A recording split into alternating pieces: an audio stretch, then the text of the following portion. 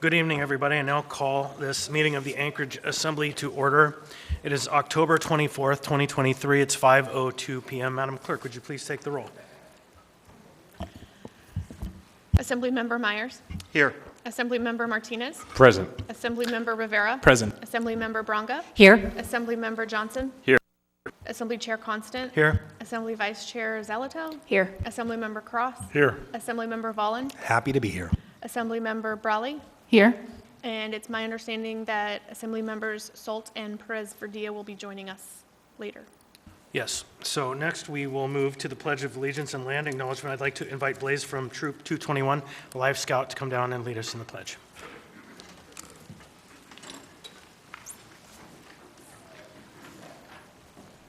It's on. I pledge allegiance to the flag of the United States of America and to the republic for which it stands, one nation, under God, indivisible, with liberty and justice for all. Thank you very much, sir. Next, Mr. Cross, would you please read the land acknowledgement?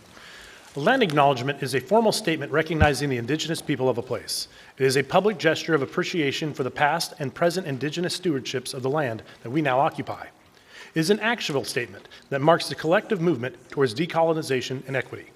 The Anchorage Assembly would like to acknowledge that we gather today on the traditional lands of the Dena'ina Athabascans. For thousands of years, the Dena'ina have been and continue to be the stewards of this land. It is with gratefulness and respect that we recognize the contributions, innovations, and contemporary perspectives of the Upper Cook Inlet Dena'ina. Thank you, Mr. Cross. Next on the agenda, we have minutes of previous meetings. I would like to have a motion to approve the minutes of the regular meeting of September 12, 2023, and the special meeting of September 18, 2023. So moved. Second. So I have a motion by Ms. Zalatel, seconded by Member Vollen. Is there any objection? I'd like to ask unanimous consent. Hearing and seeing none, the minutes are adopted.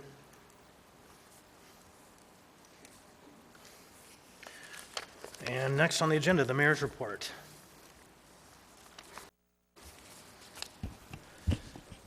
Mr. Chair, the mayor's not here this evening, and I'm asking the permission of the chair to read the mayor's report on his behalf. You have the floor, Mr. Byrd. Thank you.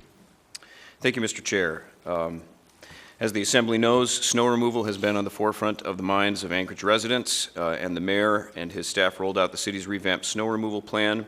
As you know, the mayor added $1.5 million from his 2023 budget to his 2024 proposed budget. His goal is to prevent potential emergency procurement that could delay snow removal process like we saw last year. If you've not yet had a chance to check it out, I encourage people to see the map of the municipal roads and sidewalks on the municipal website with the snow removal plan also on that same website.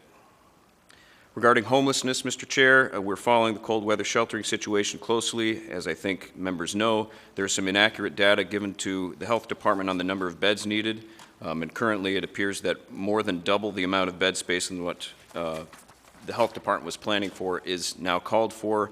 The mayor has said repeatedly 1,000-bed shelter or navigation center is needed, and we look forward to working with the Assembly to move in that direction. Regarding abatement of the homeless camps, as I think the news is reported and the membership is aware, there are some unsheltered individuals who received a bed that are checking into their rooms and spending days at some of the homeless encampments here in town. Just so the membership is aware, the administration's goal is still to abate the large encampments, and we will be following the law in doing so, including the Martin versus Boise and Grants Pass rulings. The mayor also wanted to announce the agreement between Eklutna Incorporated and the municipality. Just this past week, the mayor's office announced the amended methane gas settlement with Eklutna that will open up approximately 1,000 acres in Eagle River for residential development. This is a great victory both for the municipality and Eklutna Incorporated. It will aid in affordable housing solutions and will address some of the situations we see today that are becoming acute, such as military families living in hotel rooms. More housing is needed, and we are excited to have been able to get this agreement going for the good of the community. Tonight, as the Assembly is aware, on the agenda from the last meeting is the failure to appear ordinance. This would restore failure to appear to a Class B misdemeanor. If passed, this will provide another tool for prosecutors when they deem it appropriate to use with particularly difficult cases. Currently, a defendant receives a citation when they fail to appear, and prosecutors generally can't use citation history for the bail schedule or for sentencings, but they can use criminal history. And this is one of the reasons why the administration has, with the help of members Braga and Salty, put forth this proposed amendment. It will help maintain law and order and sends a message that appearing in court is important, and more than important, it is the just thing. The public needs to see the accused in court, and the accused obviously has a right to a speedy and a just trial and a resolution. We hope that the Assembly will approve the failure to appear. And then finally, Mr. Chair, I want to acknowledge the clash of the titans that happened at Service High School last Saturday between West High School and South High School, and I understand West High was victorious. There's some members of the administration that may or may not be West alumni, so I won't be naming any names, but congratulations to a great football game for the Division I champs, West High School. That's the Mayor's report. Thank you. And next on the agenda is the chair report. And so, first, good evening, everybody, and welcome. Sorry, Mr. Chair. Oh, okay. I'm sorry, Mr. Ray, I didn't see in the queue. I have first, Mr. Myers. Thank you, Mr. Chair. I'm not sure, I just have a question for the administration. I'm not sure Mr. Kohlhase or Mr. Byrd can answer, but in August, the Assembly passed AR 2023-259 to remove the items for the Navigation Center stored in Shugiaki River, and I just wanted to follow up on that. It had a deadline of October 15th. If you could let us know what the status on that is. Through the chair to Mr. Meyer, yes. Apologize, I did see your email about that, and we haven't been very good at keeping you up to date on it. We have not found another place for that material to be stored yet. However, the facilities group out of M&O did work with the Parks Department and either have or will, I believe they have, consolidated the material into as little space in the warm storage building as possible so that it can be used effectively for Parks and Rec operations. And we're continuing to look for other space. We just have not been able to identify another location for that material. Okay, thank you, Mr. Kohlhase. Thank you, Mr. Myers. Mr. Rivera. Yeah, thank you, Mr. Chair. So I was hoping during the mayor's report to avail myself of the opportunity to have a conversation with the mayor about emergency cold weather shelter and some of the budget issues that have been coming up specifically related to homelessness, but the mayor is not here.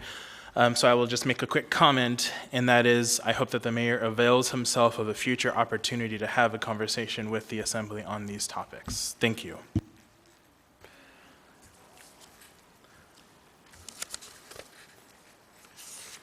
Yes, thank you, Mr. Rivera.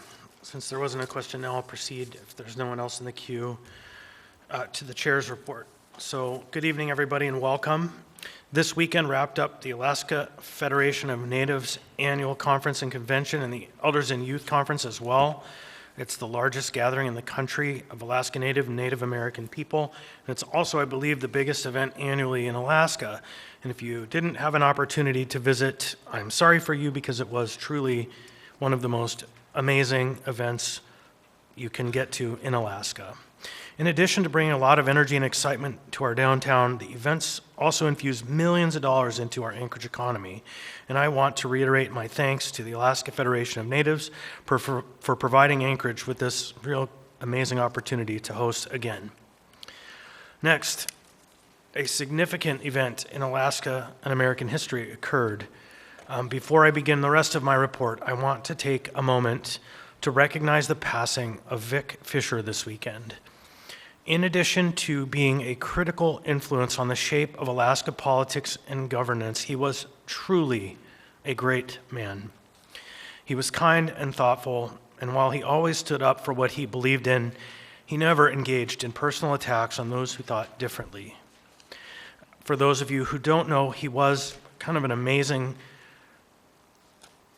fact, the last living delegate to the Alaska Constitutional Convention, which happened in 1955. And in fact, he was the last surviving member of any constitutional convention in the United States of America. My condolences to Jane Angvik, who served on this body before us. and Vic's 4 children and all of his friends and family who are mourning his loss. And I look forward to the Assembly commemorating his life and contributions after the family has had a time to mourn. Next, I'd like to speak about the Emergency Cold Weather Shelter Plan. Over the past week, the Anchorage Health Department and its partners have been working hard to help people living in camps move into safe housing for the winter. Thanks to the hard work of the Health Department staff and leadership from Housing and Homelessness Committee Chair Mr. Rivera, our city has, at least in part, a plan for providing emergency cold weather shelter before winter arrives.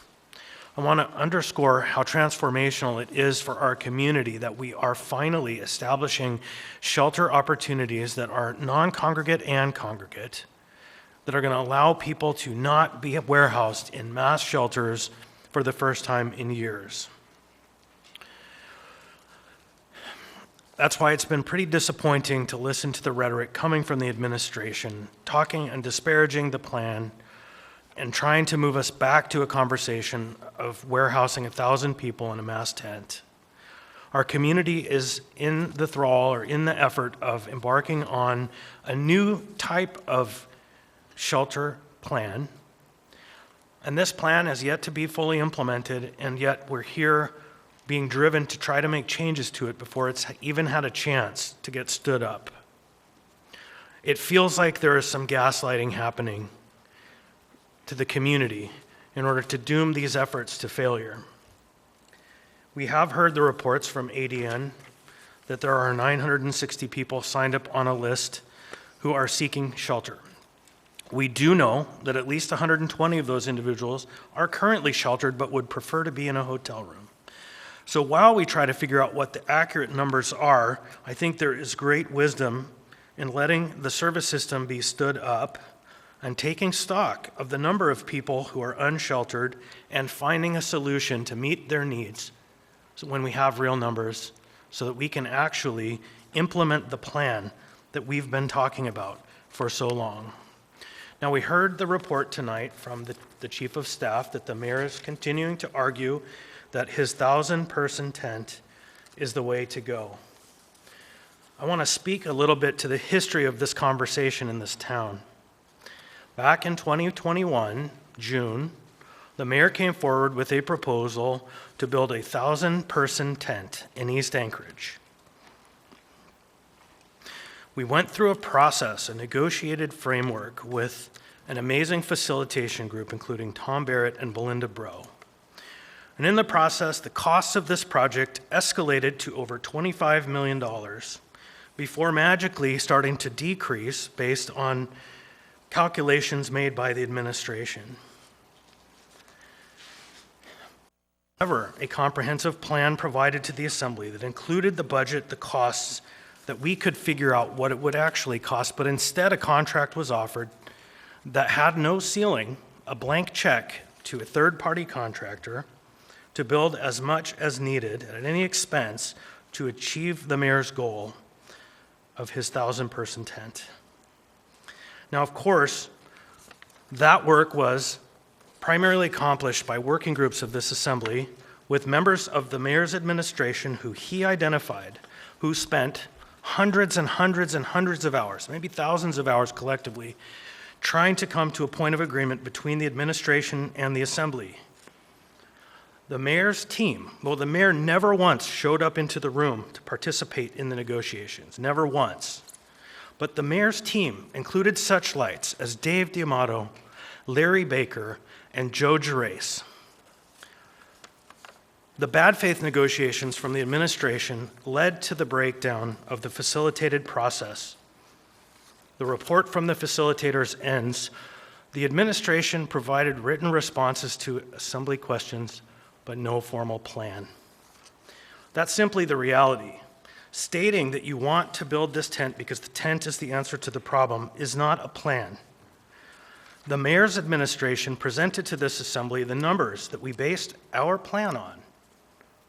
It wasn't some third party that gave the administration numbers, as was just asserted. The administration is in fact supposed to be the expert in the question of what is the municipality's response to the homeless services needed for emergency cold weather shelter. But there's one thing that's being proven as true as the snow is going to fall. The mayor will always find someone else to point to for his responsibilities. And that is unacceptable because we do have to come up with a comprehensive plan to address the needs of the individuals who are unsheltered in our town. And I'll end where I began. We should let the services be stood up, and we should be counting the individuals remaining, and then we should be finding additional shelter for those people so that we can have a comprehensive emergency cold weather shelter plan. I again thank the administration staff who've been working hard to come up with the plan that we are now implementing, because it's not easy and it's pretty thankless, but it is working, and you can see there are numbers, orders of magnitude fewer people out on the street already in certain parts of town. We just need to continue that work. Now to the budget. Tonight is the first public hearing for the 2024 municipal budget, and I thank those of you who are coming here tonight to testify.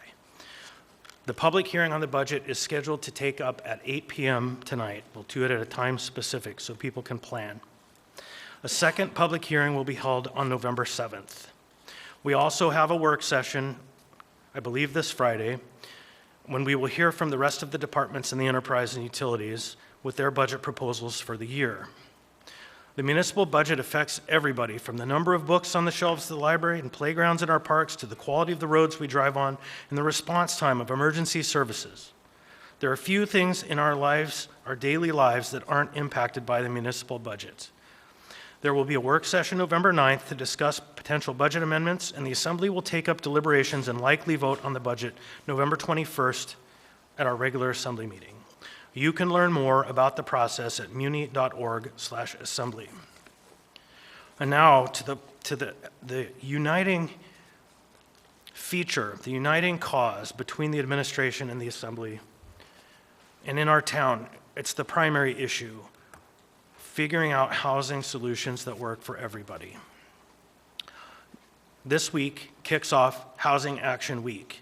I'm very excited about this endeavor.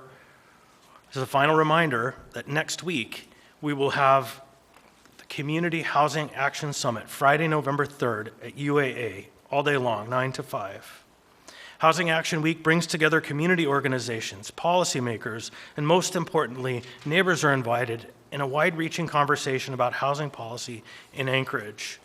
This Assembly has tried a number of ways to move forward innovative proposals and will continue to try to overcome the challenges that we face relating to the lack of housing stock, which influences people sleeping in encampments because they can't afford housing, people trying to buy housing for the first time because they're emerging into the marketplace, and people who are trying to retire, everybody in the market. I encourage everyone to participate in Housing Action Week. From the Make It Monday luncheon with the Anchorage Chamber of Commerce, Future Cities Family Fun at the Mountain View Library, and Nerd Night at 49th State, which is going to be a lot of fun storytelling. There's something for everybody. Learn more about Housing Action Week and browse events at anchoragehousingAction.org. Finally, this is a business meeting. We have a full agenda tonight. Please help to create a climate of respect in the chamber by refraining from personal attacks and speaking out of turn or shouting, clapping, and pacing, except when clapping is in order, as a response to some great achievement by a member being celebrated. Keep signs to 8.5 inches by 11 or smaller, and keep the aisles clear, except when lined to testify. Otherwise, I think that's the remainder of my report. We'll go now and do committee reports. We'll start with Mr. Myers. Nothing to report. Thank you, Mr. Chair. Thank you. Mr. Martinez. Thank you, Chair. The Community and Economic Development Committee next meeting is regularly scheduled for November 2nd, but we have canceled that meeting to support Housing Action Week, and I wanted to give a particular plug to the 2023 Build AK Conference, which is happening on Thursday, November 2nd, and they're having an 8 to 10 a.m. Conversation on growing up and growing out, and then an afternoon conversation focusing on barriers to building housing. And this is all prior to the Community Housing Action Summit happening all day on the 3rd. So I wanted to invite the public who normally pay attention to our committee meetings to focus on that as well, and nothing additional at this time. Thank you, Chair. Thank you, Mr. Martinez. Mr. Rivera. Thank you, Mr. Chair. Two updates. First, and I guess going off of what you stated, Mr. Chair, during your report, during last week's Housing and Homelessness Committee, we received an initial update on the implementation of the Emergency Cold Weather Shelter Plan.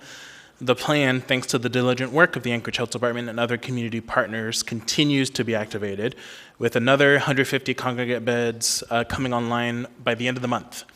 I reviewed the shelter dashboard at 4:30 p.m., and it shows that we have 73 non-congregate beds still available as of yesterday. So we'll see what the numbers look like tomorrow. I know there has been a lot of talk about the shelter list. I think it's important for folks to realize, as the chair stated, that the list includes people staying in shelter, housing, couch surfing, or any other number of situations that don't include being unsheltered. If one were to narrow down the list to people who are truly unsheltered, I think you're going to see that large number come down pretty significantly. As I've said before, we should let the great emergency cold weather shelter plan the administration has come up with be fully implemented, and then we can take stock of any additional need that we may have as a community. Second, the next meeting of the Clean Slate Strategy Subcommittee will be taking place next Thursday, November 2nd, from 11 a.m. to 12:30 p.m. at City Hall, room 155. We're going to continue our work to get a series of location recommendations for permanent year-round low-barrier shelter. Thank you, Mr. Chair. Thank you, Mr. Rivera. Ms. Braga. Ethics and Election Committee will be meeting tomorrow from 11 to 12. We'll be looking at an update to Title 28 Omnibus Ordinance. Oh, and we'll be meeting at the Election Center. Thank you. And Mr. Johnson. Yeah, thank you, Mr. Chair. The next meeting of the Enterprise and Utility Oversight Committee is going to be next Thursday, the 26th, from 11 a.m. to 12 p.m. We have a pretty full agenda. We have a couple presentations from AWWU. One will be discussing congressional delegated spending and FEMA building resilient and infrastructure and communities. FEMA building resilient infrastructure and communities.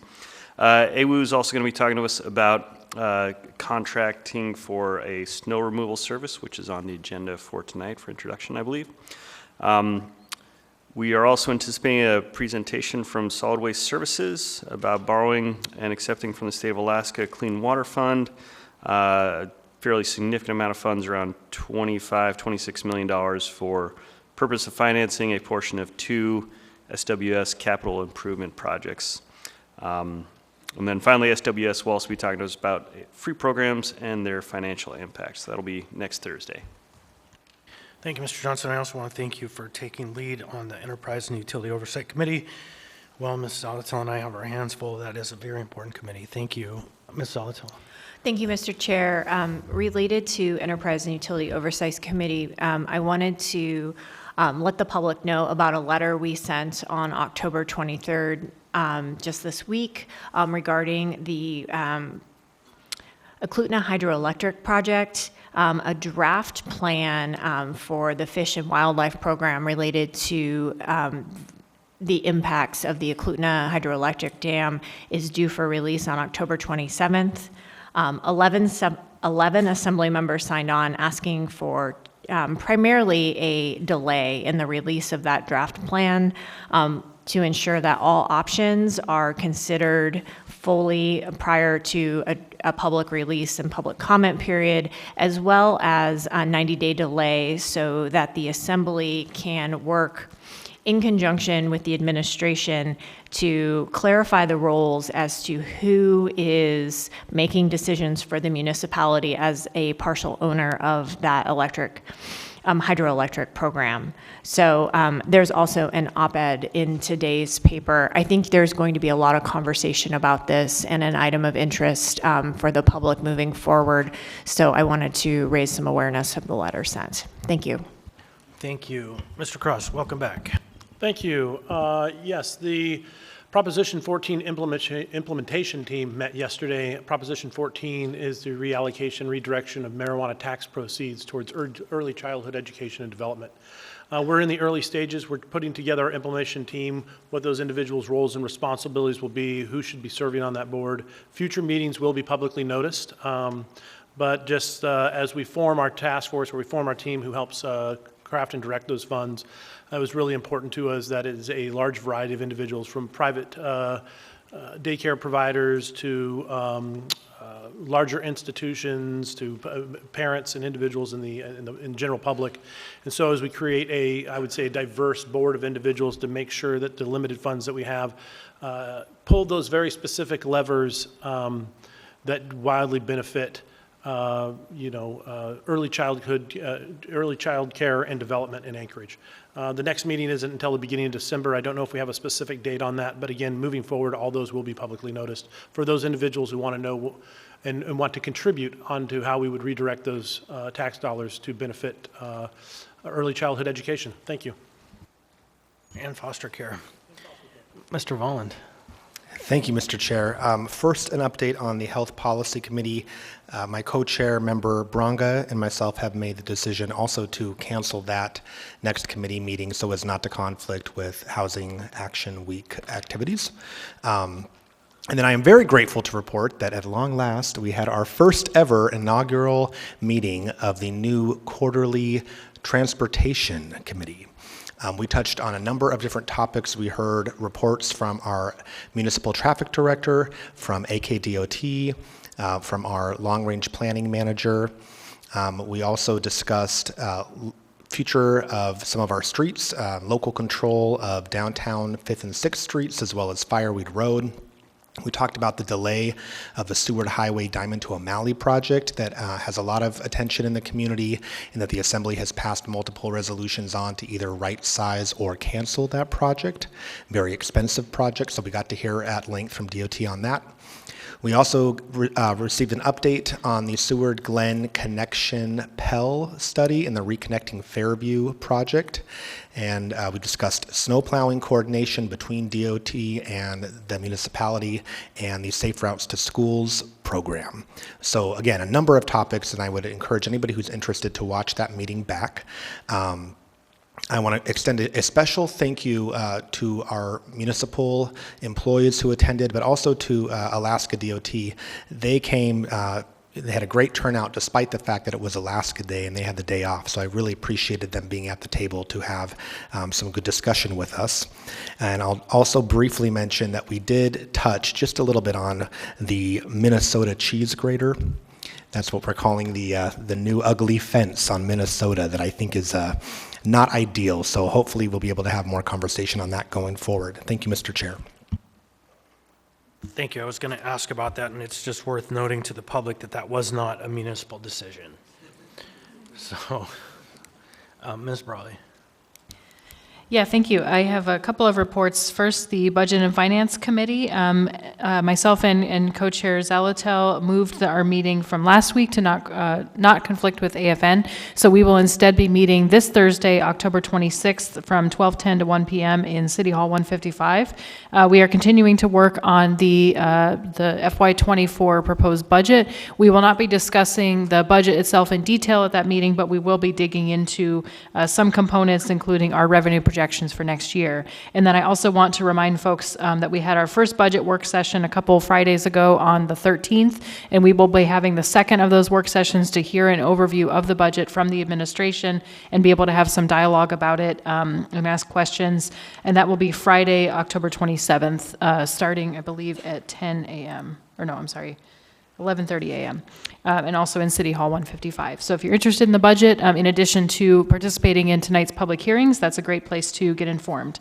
And then the Legislative Committee, we met Wednesday, October 11th, and we are still working to draft our legislative program for introduction and approval in November, December.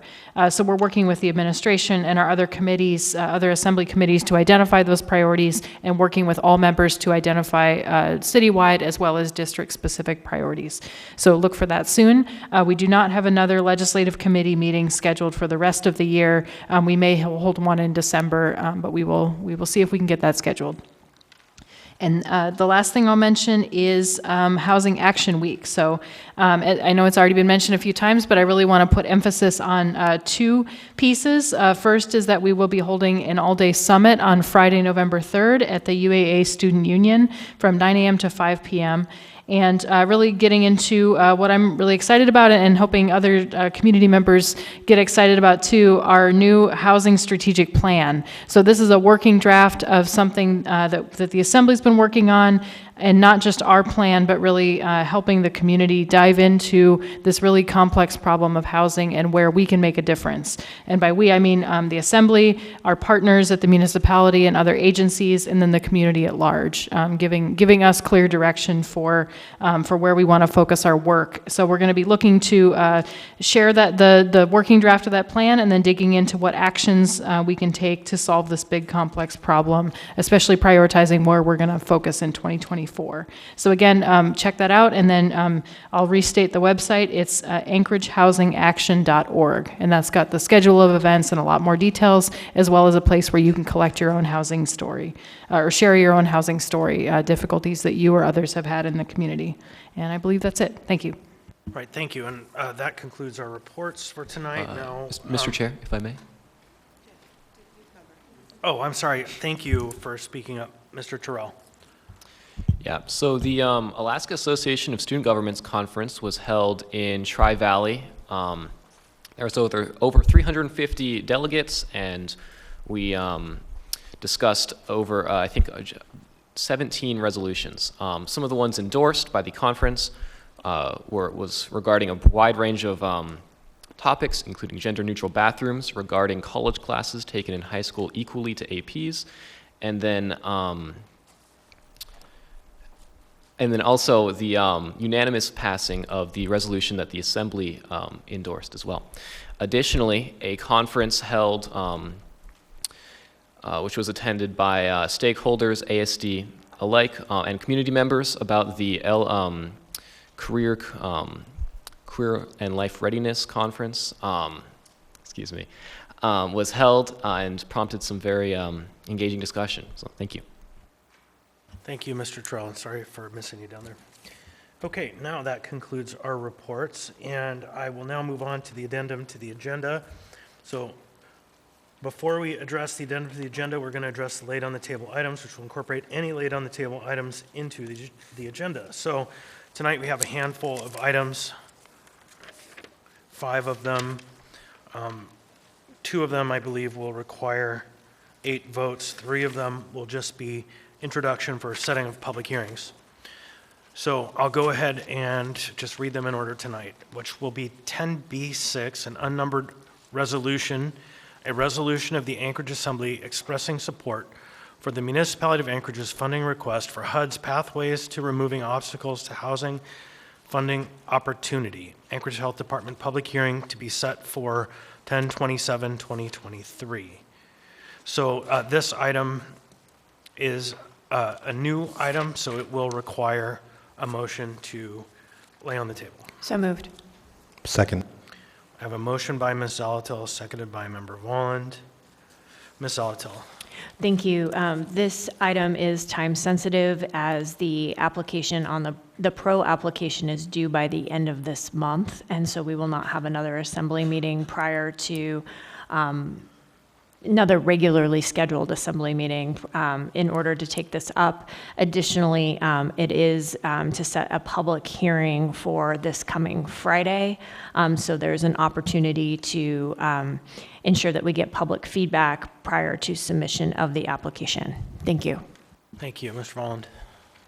Thank you, Mr. Chair. I feel like I should already know this, but I want to make sure that I do. So the public hearing on Friday, I guess this is a point of information. Is that something that we're then going to vote to approve? Is it a special meeting, or what's the forum for the public hearing? So if this item is introduced, then pulled, and then set for public hearing, it will be set for public hearing on 10/27/2023 at a brief special meeting to be held in 155. Okay, and then we'll have the opportunity to amend it if needed at that meeting. Thank you. And I'm not sure if you're planning amendments to the item, I highly recommend you work with the health department, because this is not our item, and we are hosting it to add to the value of the public hearing they're already doing. It's going to be an easy, non-controversial one, but All right, thank you. So the question before us is Shall we lay it on the table? Is there any objection to laying this item on the table? Okay, I'm not seeing or hearing any, so that item is is laid on the table. Next, we have item 10C1, unnumbered memorandum, recommendation of award of a contract to ESS doing business as statewide services for non-congregate sheltering services for the municipality of Anchorage. Invitation to bid 2023-B096. Is there a motion? Move delay on the table. Second. Moved by Ms. Zalto. Who was the second? Mr. Bond? Okay. I think we'll ask the administration to speak to the time sensitivity of this item. Thank you, Mr. Chair. I'll start, and then if there are questions, Homeless Coordinator Alexis Johnson is here. This is time critical because as we're standing up the services for the non-congregate shelter locations, the primary contractor who was selected for food service is learned that they're challenged in providing the number of meals that are needed. And this would be a supplemental contract that would provide additional capacity, and we're reluctant to wait until the next assembly meeting so that this service can be provided as soon as possible. Thank you. All right. Ms. Brawley. Yeah, just a clarifying question. So this is not invalidating a contract for the other provider that has already been awarded? It's just additional, or maybe that's not the right time to ask? Yeah, right. Okay. So I would offer that the question is, shall this be laid on the table? Once it's laid on the table, you can pull it and then ask that question. Thanks. Yeah, then I don't have a question. Thanks. Yeah, try to keep it in order. So any objection to laying this item on the table? Seeing, hearing none, that's been laid on the table unanimously. 10C1.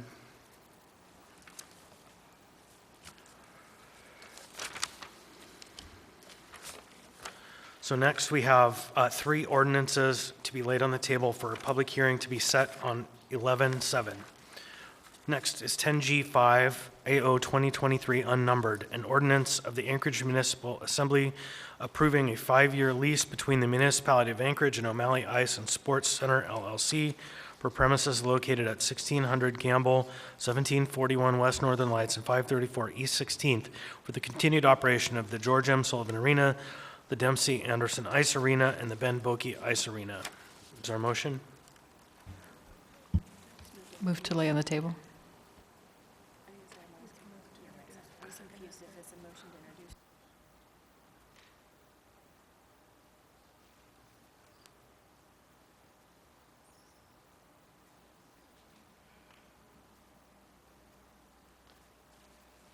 That's what I think it is as well. So you just a motion to introduce. Move to introduce.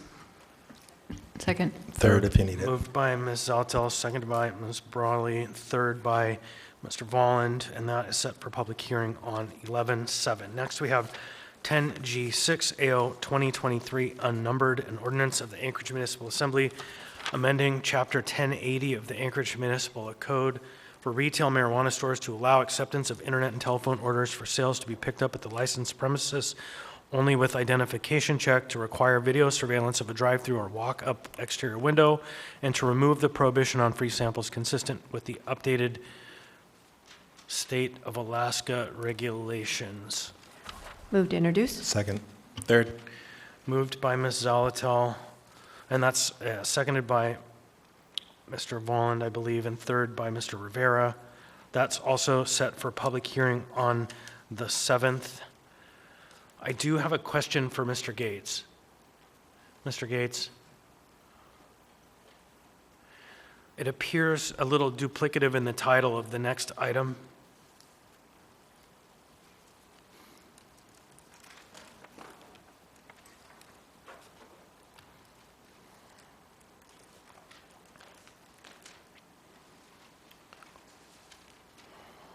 The samples language is in both items. Was that intentional?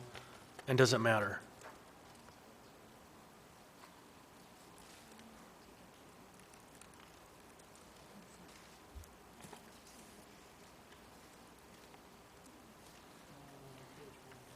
I'm sorry, the drive-through language is in both.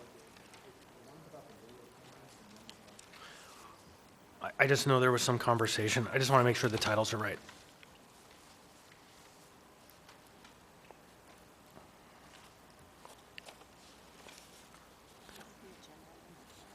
Yeah, the agenda number for that's 10G6.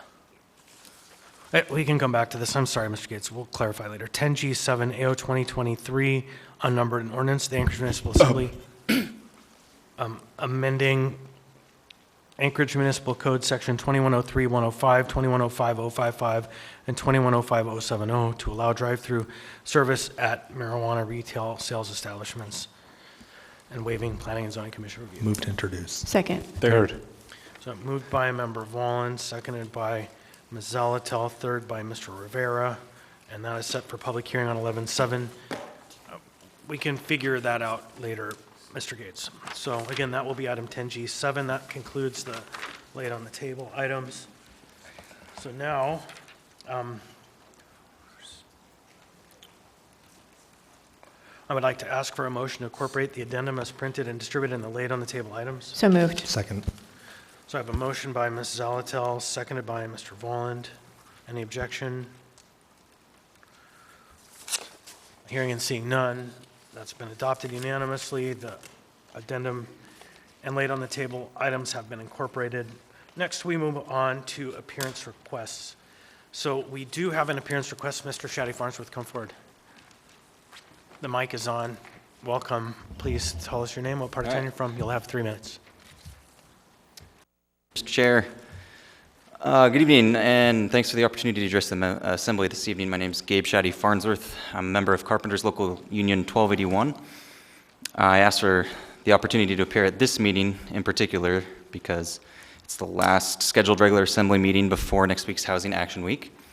And I'd like to thank the Assembly for organizing next week's events and recognize the work this body's doing and to address our community's very real housing crisis. Due to a long list of economic circumstances that are largely out of the Assembly's hands, from high mortgage interest rates and inflation to changing demographics and household size, our city is indeed experiencing an acute housing shortage. And the members of this Assembly are rolling up their sleeves and going to work to see what role the city can play in helping to meet this challenge. You've taken or are taking action to change municipal building code, streamline development of new housing, disposing of municipal lands to the Anchorage Community Development Authority, Anchorage Affordable Land Trust, and other partners to cause development of new housing, as well as granting municipal tax exemptions or deferrals and permitting fee exemptions for development that serves the broader interests of the community. These are all great measures, and I applaud them all. But we can do more. Earlier this month at the Anchorage Home Builders Association Economic Summit Luncheon, National Association of Home Builders Chief Housing Economist Rob Dietz said that there are 3 factors that determine whether housing is considered attainable in a market, and one of those factors is income. Now, I understand the Assembly can't wave a magic wand and increase everyone's income to a level where they can afford housing in Anchorage, but you can attach prevailing wage requirements for construction workers on all projects that benefit from municipal involvement, including municipal property tax exemptions and deferrals or disposal of municipal lands for those developments. This is a simple way the Assembly can ensure that at least the carpenters and other skilled tradespeople working on these projects are being paid a fair and livable wage so they themselves might be able to afford to purchase one of the homes they are building. At that same economic summit, when asked, the number 1 challenge to their businesses was a room full of housing contractors said finding and retaining skilled workers. Along with there existing an attainable housing shortage in our city, we have a skilled workforce shortage. These 2 problems go hand in hand, and I believe this is another area where the Assembly has the ability to take action to ensure that while we are addressing the housing shortage, we are also addressing the shortage of skilled and trained workforce in our city. By attaching apprentice utilization requirements to all housing developments the municipality is involved with, you can ensure that these projects are being delivered by contractors that are investing in federally registered apprenticeship programs, thereby ensuring we have the necessary available workforce to help our economy thrive for decades to come. Our city has a housing shortage. Carpenters build houses. Our city has a worker shortage. The Carpenters Union represents the largest group of carpenters in the city. As a representative of this organization, I look forward to continuing to engage with the Assembly and this administration to develop solutions to this problem. Toward that end, I have submitted applications to the administration to be appointed to vacancies on both the Housing and Homelessness Neighborhood Development Commission and the Anchorage Community Development Authority Board of Directors. To the administration, I hope that your administration will consider my appearance and testimony here as an addendum to the resume and cover letter I submitted, and I appreciate your consideration in any appointment to these boards. Thanks for the time. I look forward to seeing you all at Housing Action Week. Thank you, Mr. Shaddy Farnsworth. And I would just note that Mr. Shaddy Farnsworth has stayed late at the last, I think, 4 or 5 meetings for opportunity to talk, a couple times not being able to. And thank you for bringing your fellow workers. So next, we'll move on to the consent agenda. Consent agenda items are numbered 10A through 10F and are typically routine or non-controversial items such as bid awards, new business, information and reports, and ordinances and resolutions for introduction. The items on the consent agenda may be approved or introduced or accepted by the Assembly by a single vote on a motion to approve the consent agenda. Prior to approval, items may be pulled by an Assembly member for discussion and separate vote on each of those items. Under the Assembly Rules of Procedure, all ordinances and some resolutions will have an opportunity for a public hearing on a future date. So next, I'll go down the dais and ask members if they have items to pull, and we'll start with Ms. Brawley. No items. Thanks. No items, Mr. Chair. Vaughan, Thank you. Mr. Cross. No items. Ms. Zalatel. 10 Bravo 6, please. All right. 10B6. Mr. Johnson. Yeah, 10B4, 10C1, and 10G1.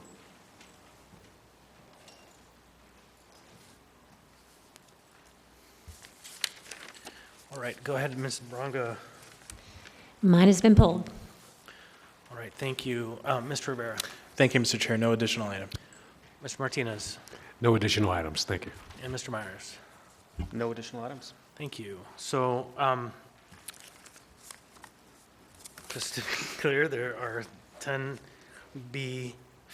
by Mr. Johnson, 10B6 Ms. Zalatel, 10C1 Mr. Johnson, and 10G1 Mr. Johnson. And then, Mr. Chair, point of order, does somebody need to read the recognition resolution we have? So we didn't have anyone identified to receive the resolution. Okay, and thank you. So we certainly have time to read it if a member wants to pull it, but no one to receive it. So if there are no other items, I think I got them all, 1, 2, 3, 4. I'd like to ask for a motion to approve the consent agenda with the exception of the pulled items. So moved. Second. Moved by Mr. Vaughn, seconded by Ms. Zalatel. And I'd like to ask for unanimous consent. Is there any objection to the adoption of the consent agenda? Hearing and seeing none, the consent agenda has been adopted. So, for the public's information, if you're here for an item that was in either 10A through 10F that wasn't pulled, all of those items have now been passed or accepted. So we will now, if you were here to see action on any of those items that weren't pulled, the items are now done. So for each item pulled, we'll now go through and address them individually. So next we have item 10B4.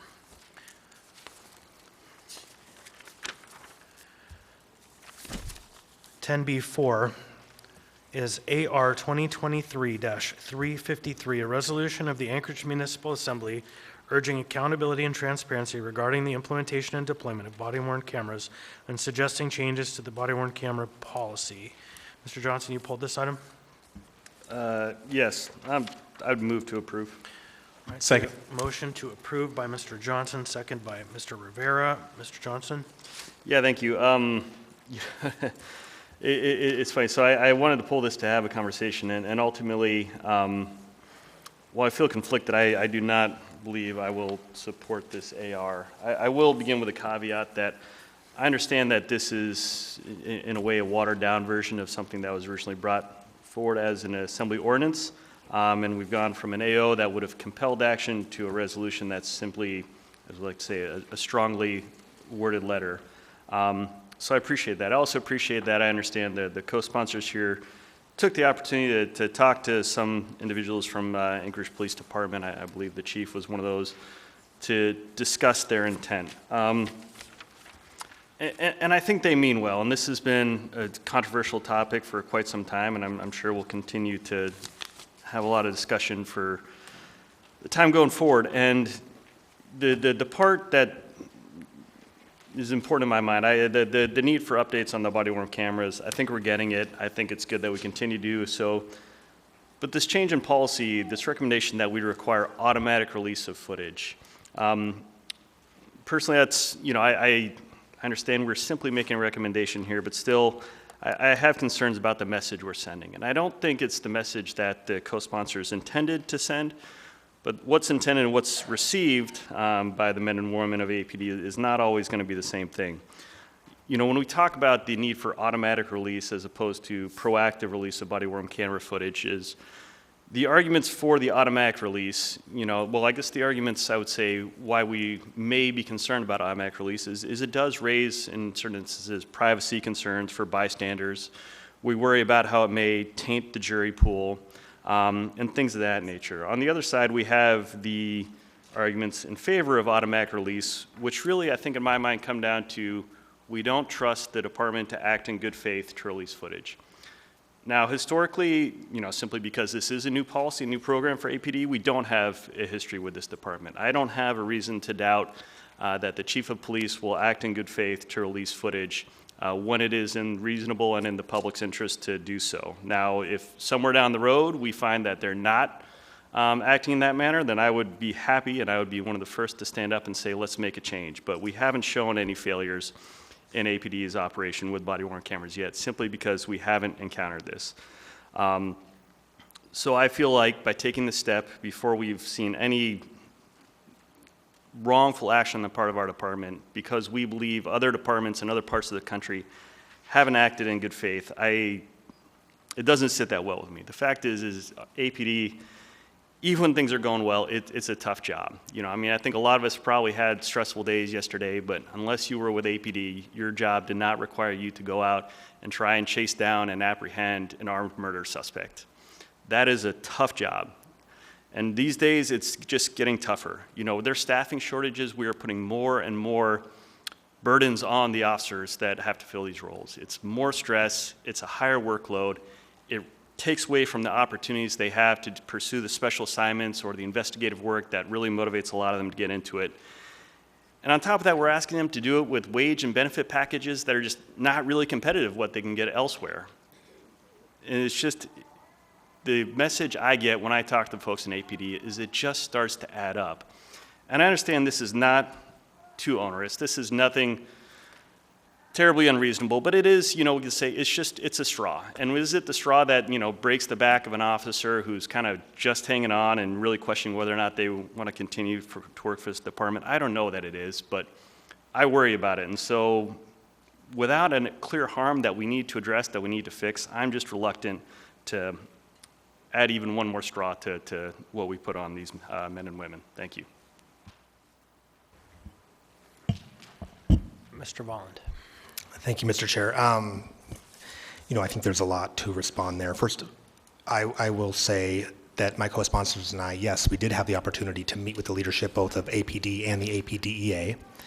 I was encouraged when we met with the leadership of APD to hear about their plan for addressing one of the things that I wanted to see, which was a clean reporting practice, meaning that when there's a use of force, an officer has to have, they have to fill out their initial report or have their initial interview first before watching the footage, and then they can watch the footage back and issue a supplementary report.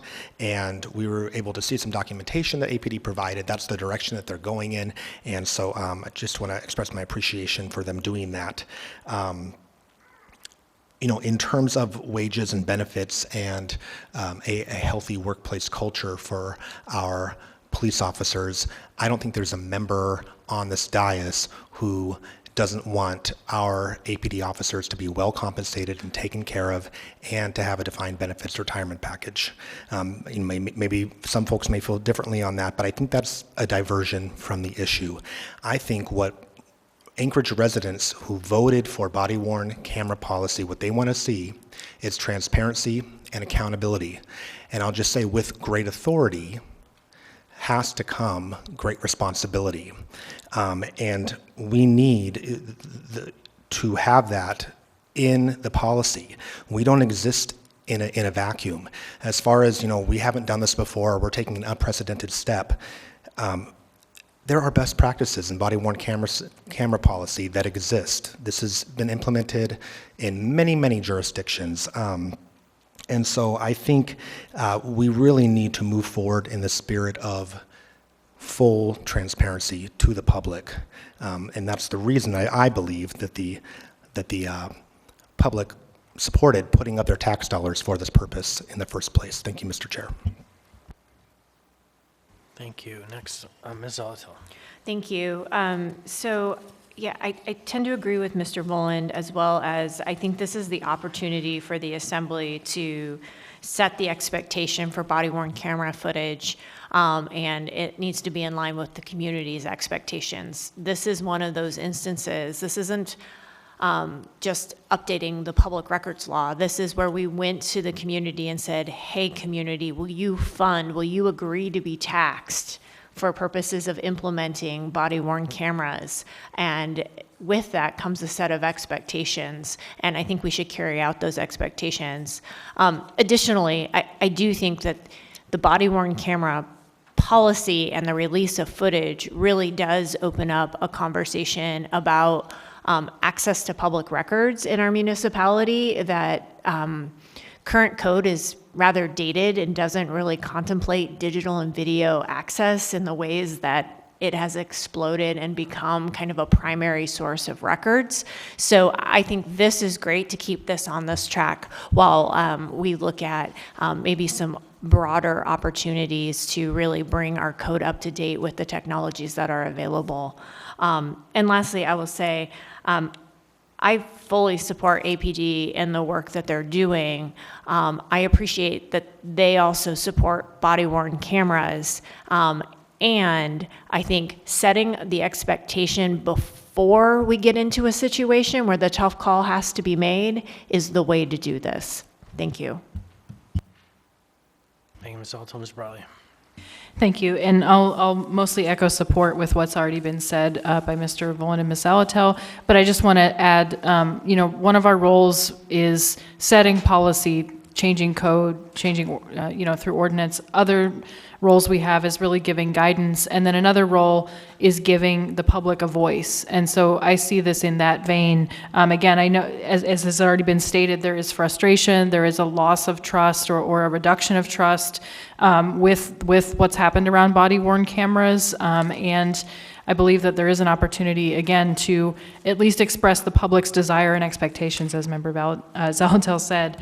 And also, I think it shouldn't be taken as, that taking a step like this is supporting or not supporting one of our agencies. I think it is appropriate to weigh in and give guidance or give recommendations where we see fit. So I do believe that this is appropriate, and I intend to vote yes. Thank you.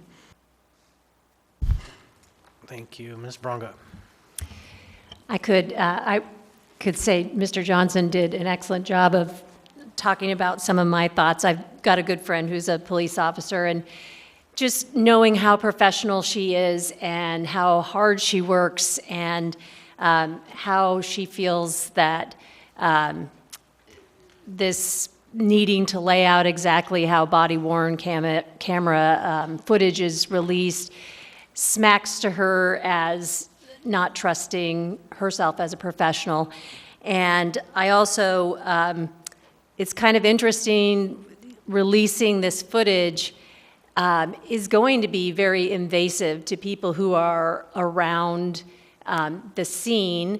And I just kind of floated out the idea of the license plate scanners that the chief was possibly going to introduce at another time, and I have had several emails about that, how invasive a license plate reader would be. Well, this is going to be a lot more invasive, and so I think we have to be very careful with how that footage is released, and so I'm not sure exactly what this serves as telling them how to train people to, about the implementation, and, you know, we're putting more job on the police department by telling them exactly how they're going to train the public about this.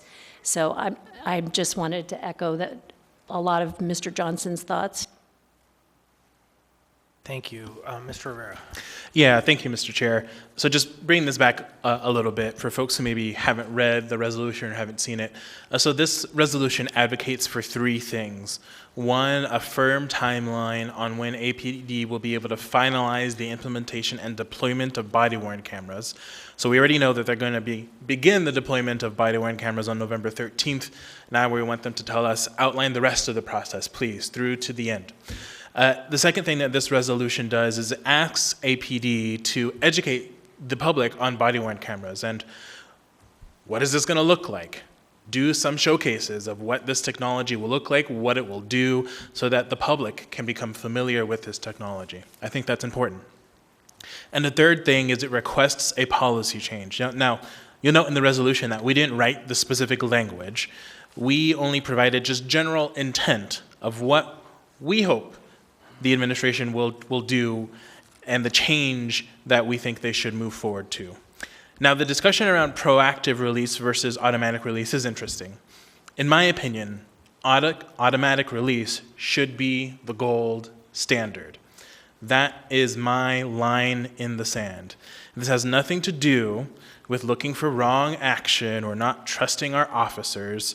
It has everything to do about public transparency and living up to the intent of the voter-approved tax levy, which was to protect both officers and the public. It has the ability to do both. This is not a one-sided equation. I agree that we do need to be careful about how footage is released. And I trust our departments, and especially the Department of Law, which is going to have to handle the bulk of this work, to do that in a way that respects our constitutional rights to privacy. Thank you, Mr. Chair. All right, thank you. So, Mr. Martinez. Thank you, Chair. I appreciate Mr. Rivera's breaking down what this ordinance in fact does, so that we just hopefully frame the conversation very specifically to the item at hand. But I wanted to just begin by challenging a cultural norm, it seems like, that somehow accountability means you don't trust people, or you have some sort of ulterior motive for that accountability. And I don't think that at all. I think for me that fundamentally trust in government is protected by transparency, not corrupted by transparency. And whether or not members realize this, we have a policy in place that essentially, in certain circumstances, will effectively release footage to the public at the discretion of the chief of police as part of their process. So some of the argumentation around whether or not we will be releasing footage is, we're already really past that phase. We will be releasing footage in one way, shape, or form. And my hope is that the release of that footage, which will be done by the administration at the time, the chief of police at the time, will do it with the legal department in the way that we believe they'll do it, with respect and recognition of the constitutional privacy concerns of the people of our city and our state. So I believe that they'll execute it well. This resolution is not, again, an ordinance. It's a strongly worded recommendation that does set some degree of expectation in line with what I believe was the voters' intention, that when voters approved the special levy for body-worn cameras, they also expected the transparency of the footage. Now, I have talked to also several members of the police department, and every person that I've talked to has been very supportive of the implementation And we saw that the public light has also sped up implementation and has facilitated the ability to get it done a little faster. So I believe that spreading the light through this recommendation is the right thing to do and helps to speak to the public's recognition that this is something that they voted on, this is a best practice, and we hope that the administration, the police department, and the chief follow the guidelines in this resolution. Thank you. All right, thank you. So next, generally speaking, the chief of staff would speak on behalf of the mayor not being here. The manager is acting in his place. So, Mr. Byrd, on behalf of the manager. Thank you, Mr. Chair. I just wanted to let the body know that I did speak with Chief Curl. We're all accustomed to seeing him over there. He was unable to attend tonight. He was aware of this item, and he wanted me to say on his behalf that he is focusing on the implementation of the body-worn cameras. And I appreciate the comments made by members Bronk and Johnson. Thank you, Mr. Chair. Thank you. So there's some conversation back here. Go ahead, Ms. Alatel. Thank you. I nearly called a point of order because it's my understanding if the mayor is not here, the mayor does not get to debate and does not get to participate in discussion. The municipal manager is available if we have questions around an item and its implementation. Unless the powers of the mayor are currently delegated to the municipal manager right now, then I do not think it is appropriate for the chief of staff or the municipal manager to debate items on his behalf. So I guess it's a question. Yeah, there is a functional question there. Is the delegation still in effect? To the chair, yes, it is. Okay, I will, for now, I'll accept that, but I think I would like to talk with legal counsel at the break. Thank you. Reasonable to get advice. So, Mr. Volland, second round. Yes, thank you, Mr. Chair. I kind of want to piggyback a little bit off of my colleague, Member Martinez. First of all, I appreciate him sort of pointing out that libertarian thread. Trust in government has to come with accountability. And I think if you are an employee of the government, wherever you work, whether that's, you're in the mayor's office or you're working for APD, you need to be held to a standard of accountability.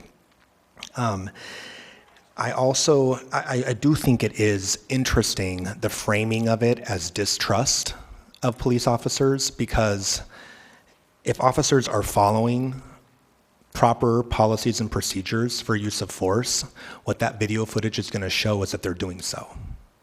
And I think the vast majority of the time, that's what we're going to see, because I think we have really well-trained, well-intended officers. But we do need to have that public transparency and accountability for those times that stuff does not line up with those procedures like it should. Thank you, Mr. Chair. So I don't see anyone in the queue. I do have two brief comments. That one, I want to thank my peers for using the vehicle of a resolution and not an ordinance. As I mentioned to some of you before, I believe if an ordinance had been moved and a policy change had been made, we would have caused the entire process to go in a 2-year arc back to negotiations, because we would have unilaterally changed the terms of a bargained agreement. And so I really want to say thank you to the members for utilizing the vehicle of a resolution, which is advice instead of action, because had we gone the other way, I think, and it had passed, we would be waiting a long time. And to the point Mr. Johnson brought up about benefits and pay, I have had some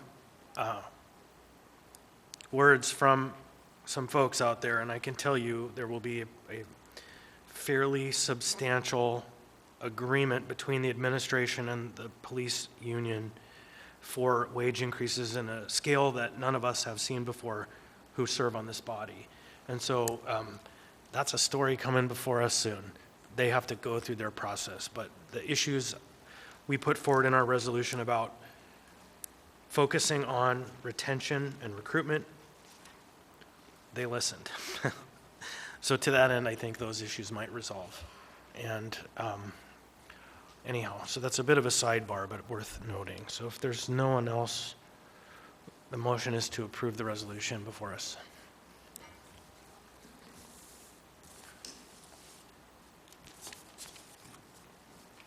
Members may proceed to vote.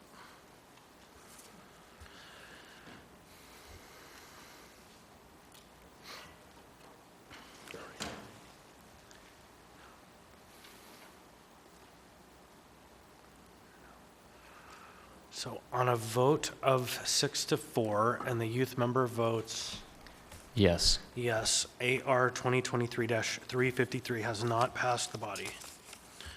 So next we have item 10B6. Item 10B6. Resolution AR 2023, a resolution of the Anchorage Assembly expressing support for the Municipality of Anchorage's funding request for HUD's Pathway to Removing Obstacles to Housing Funding Opportunity. What's the will of the body? Move to introduce and set for public hearing on this Friday at the special meeting. Moved by Ms. Zalatel. Is there a second? Second. Seconded by Ms. Brawley. And is there a third? Third. A third is Ms. Bronca. So that item has been introduced and set for public hearing at the special meeting on Friday, the 27th. Next, we have item 10C1. 10C1 is an unnumbered AM, recommendation of award of a contract to ESS DBA statewide services for non-congregate sheltering food services. What's the will of the body? Move to approve. Second. Whom, was that Mr. Johnson? Moved by Mr. Johnson, seconded by Ms. Brawley. So moved by Mr. Johnson, seconded by Mr. Brawley. Mr. Johnson, you have the floor. Yeah, thank you. I think I am inclined to support this, but just because it looks very similar to an AM that we just recently took up at the last meeting, I just wonder if somebody could perhaps answer a couple questions. And it was touched on briefly when we were discussing laying it on the table. As I understand, this is a supplement to the contract we approved for providing food services at non-congregate shelters because the original provider was not necessarily able to meet the scale of the demand. Are we no longer executing that contract? Are we anticipating still utilizing some of their services at a reduced scale? And then I guess kind of with that, sort of the bottom question is, I believe that contract was for approximately $1 million. We have another contract for approximately $1 million, and I understand we only pay for the meals that we actually have delivered, but are we talking about what we had envisioned as being a $1 million program and turning it into a $2 million program? And I don't think that's the case, but I just would like to get that clarified before we vote. Through the chair to Member Johnson, I will take the first question and I'll let Alexis Johnson respond to the budget question. With respect to the first question, the original contractor is still under contract. We're working with them to help them come into compliance with the terms of the contract. So this will be a supplemental contract, but right now the original contractor is still under contract with us. And I would say you may have to repeat that question. Ms. Johnson walked in right at the end. Thank you. Would you like me to repeat the question? Yes, sir. So yeah, we approved a roughly $1 million contract for food services for non-congregate shelters. I understand from Mr. Kohlhase that we still will utilize that vendor. We just don't think they can quite reach the scale. So just to make sure that my assumptions here are correct, we're talking about just when they don't have sufficient capacity, this service will be able to step in and sort of meet that need. And kind of with that, ultimately, we're still talking about a total cost of roughly $1 million for providing food services at non-congregate shelters, right? We're not bumping that from $1 million to $2 million when we consider this, correct? Through the chair to Mr. Johnson, yes. So we are relatively similar in the cost. The cost from SPINS to ESS was a 29-cent increase. So there will be an additional spend if ESS is activated for food service. But whether we spend down the original contract or we spend down this one, the cost is relatively the same at $14.29-ish. And so if we're spending down the one, we wouldn't be spending down the other. So we're roughly at the same cost as we were prior. Thank you. Ms. Bronga. I might have a question for you too, Ms. Johnson. So the last time we talked about food, we talked about Beans Cafe, and they did not get a bid in time, and were offering to do the service for free or maybe very low cost. Were they made aware that you still have food needs so that they may possibly bid on this? Through the chair to Ms. Bronga, we did not open an additional bid. ESS was the second lowest bidder on this ITB, so we are going through the Title VII process to go to the next contracted bidder. If we do open for another ITB, we will reach out to Beans and let them know that we're open. Thanks. There might be another question. Ms. Brawley? Yeah. Thank you. I'm looking at the budget pieces on page 2, and I appreciate Mr. Johnson asked some of my questions. So just to be really clear, what I heard you say is that essentially we would have 2 vendors who are serving the same site or sites, or serving the same purpose. And so it's not that we're purchasing double the meals, it's that if the first vendor cannot deliver on a given day, for example, that the second vendor would be, can provide the same service for the same cost. Is that right? Ish. Through the chair to Ms. Brawley, that is correct to an extent. We have issued a letter of cure to bring in the first contractor into compliance. If they fail to do so, this is a backup contract. They can offer supplemental, but it is just a fail-safe for us to ensure that food is continuous, whether or not the first provider can serve or not. Okay, and I appreciate that attention to making sure folks can get food. Then for the it looks like there's $107,615 and then $261,151 for this year with specific fund certifications, and then the other one, the remainder, the $646,679 says subject to appropriation. So just to be clear, like the others that we approved a couple weeks ago, the ones with specific funding, both under the health department, are this fiscal year, and then the remainder is FY24. Is that right? Through the chair to Ms. Brawley, I don't have the document in front of me, but that sounds correct. Okay, thank you. I have myself, and thank you. And I just want to put a really fine point on the question I think they both asked. So we're not being asked to appropriate an additional $1 million. And so the money we appropriated was $1 million. And both of these contracts would come out of the same $1 million. Through the chair to Mr. Constant, I believe that is true. Yep. Essentially what we're doing is we're trying to have the same pool of money to feed, whether it's ESS or SPINS that is feeding. Yeah, so just so folks know, that really just a laser-like point.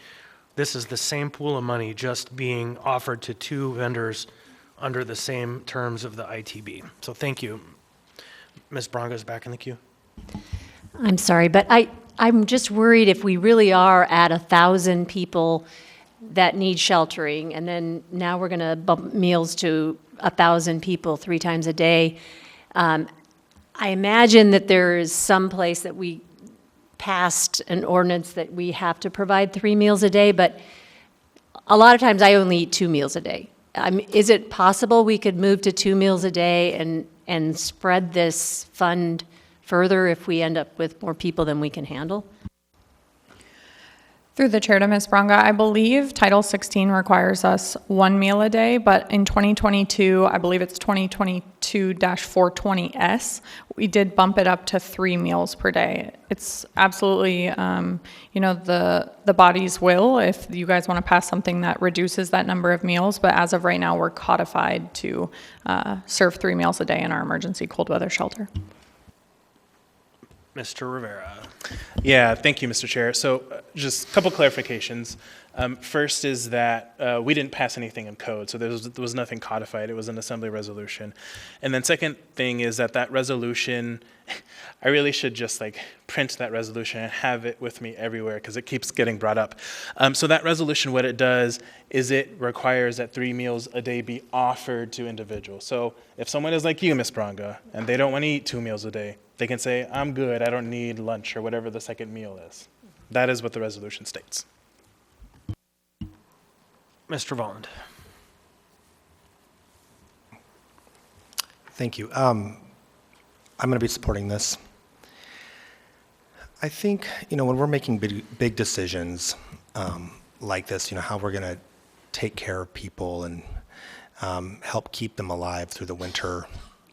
We've got to look beyond our own anecdotal experience,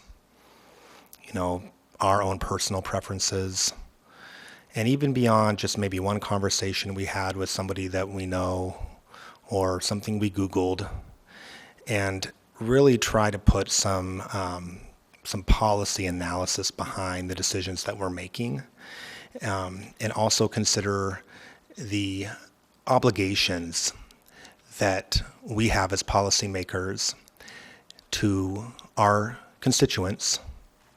And some of our constituents are homeless and are food insecure.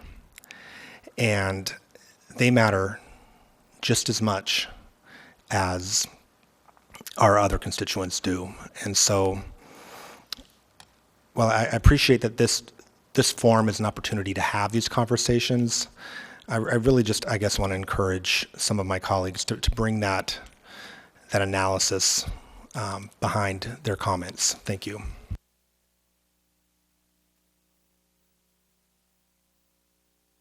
Ms. Zalatil. Thank you. So I just pulled up Title 16 again, 16-120, and it doesn't have any language in it with regard to food. So I just want to be really clear that then it's just the policy direction as set by the resolution, which is easier to change than code provisions. Thanks. And I'll just conclude by saying it is probably not a good policy to have no food spoken of in an emergency shelter plan, because it's a basic human need. But we can cross that bridge another day. The bridge before us today is, should we have a second provider available in case the first one can't meet all of the need under the terms previously stated? So the members may proceed to vote.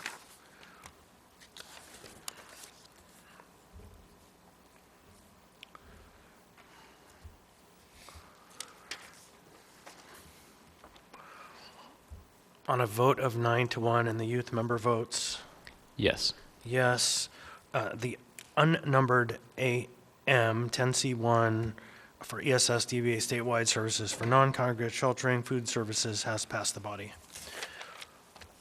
Thank you. So next we have item 10G1. Now you pulled that, Mr. Johnson. What's the will of the body? Help me if I get this wrong as a matter of parliamentary procedure, but I believe my intent would be to move to introduce this item for public hearing at the meeting of November 7th. Move to introduce and set the public hearing for December 5th. I like that. You want a second? Second. So I'm going to give that one to Mr. Third. Johnson with the prime by Thanks. Ms. Zalatil. And then the second one was, I think, Mr. Volland. And who was the third? Mr. Rivera. So Mr. Johnson, Mr. Volland, Mr. Rivera. So that item has been introduced. The public hearing has been set for December 5th. Okay, next we have on the list, I believe, oh, maybe that was it. Okay, so, very good. So it's a new record for this assembly. There was a time when I used to get through the consent agenda before 6, which is kind of amazing. Not a lot of consent in those days. So with that, we'll go ahead and take our regularly scheduled dinner break. We'll try to be back in about 20 minutes.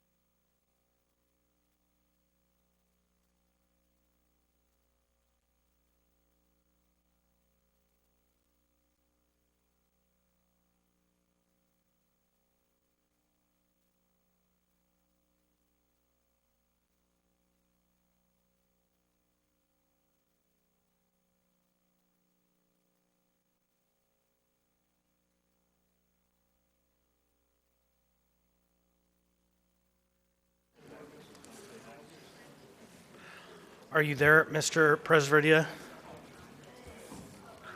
Yes, I'm here. Thank you.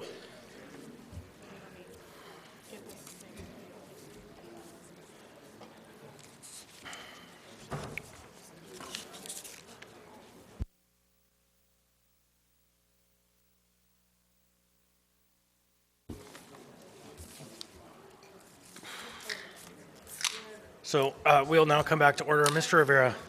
Yeah, thank you, Mr. Chair. So I move to change the order of the day to take up item 12A right now. Second. So we have a motion. It's okay. I'm sorry, we got you. Motion to change the order of the day made by Mr. Rivera and seconded by Mr. Volland. And we'll give the clerk a second to catch up.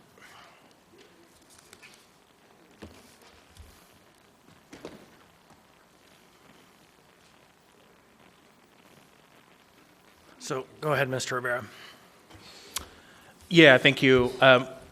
Just making this motion because I want to make sure that all members have an opportunity to vote on this item, and hope my colleagues will support the motion.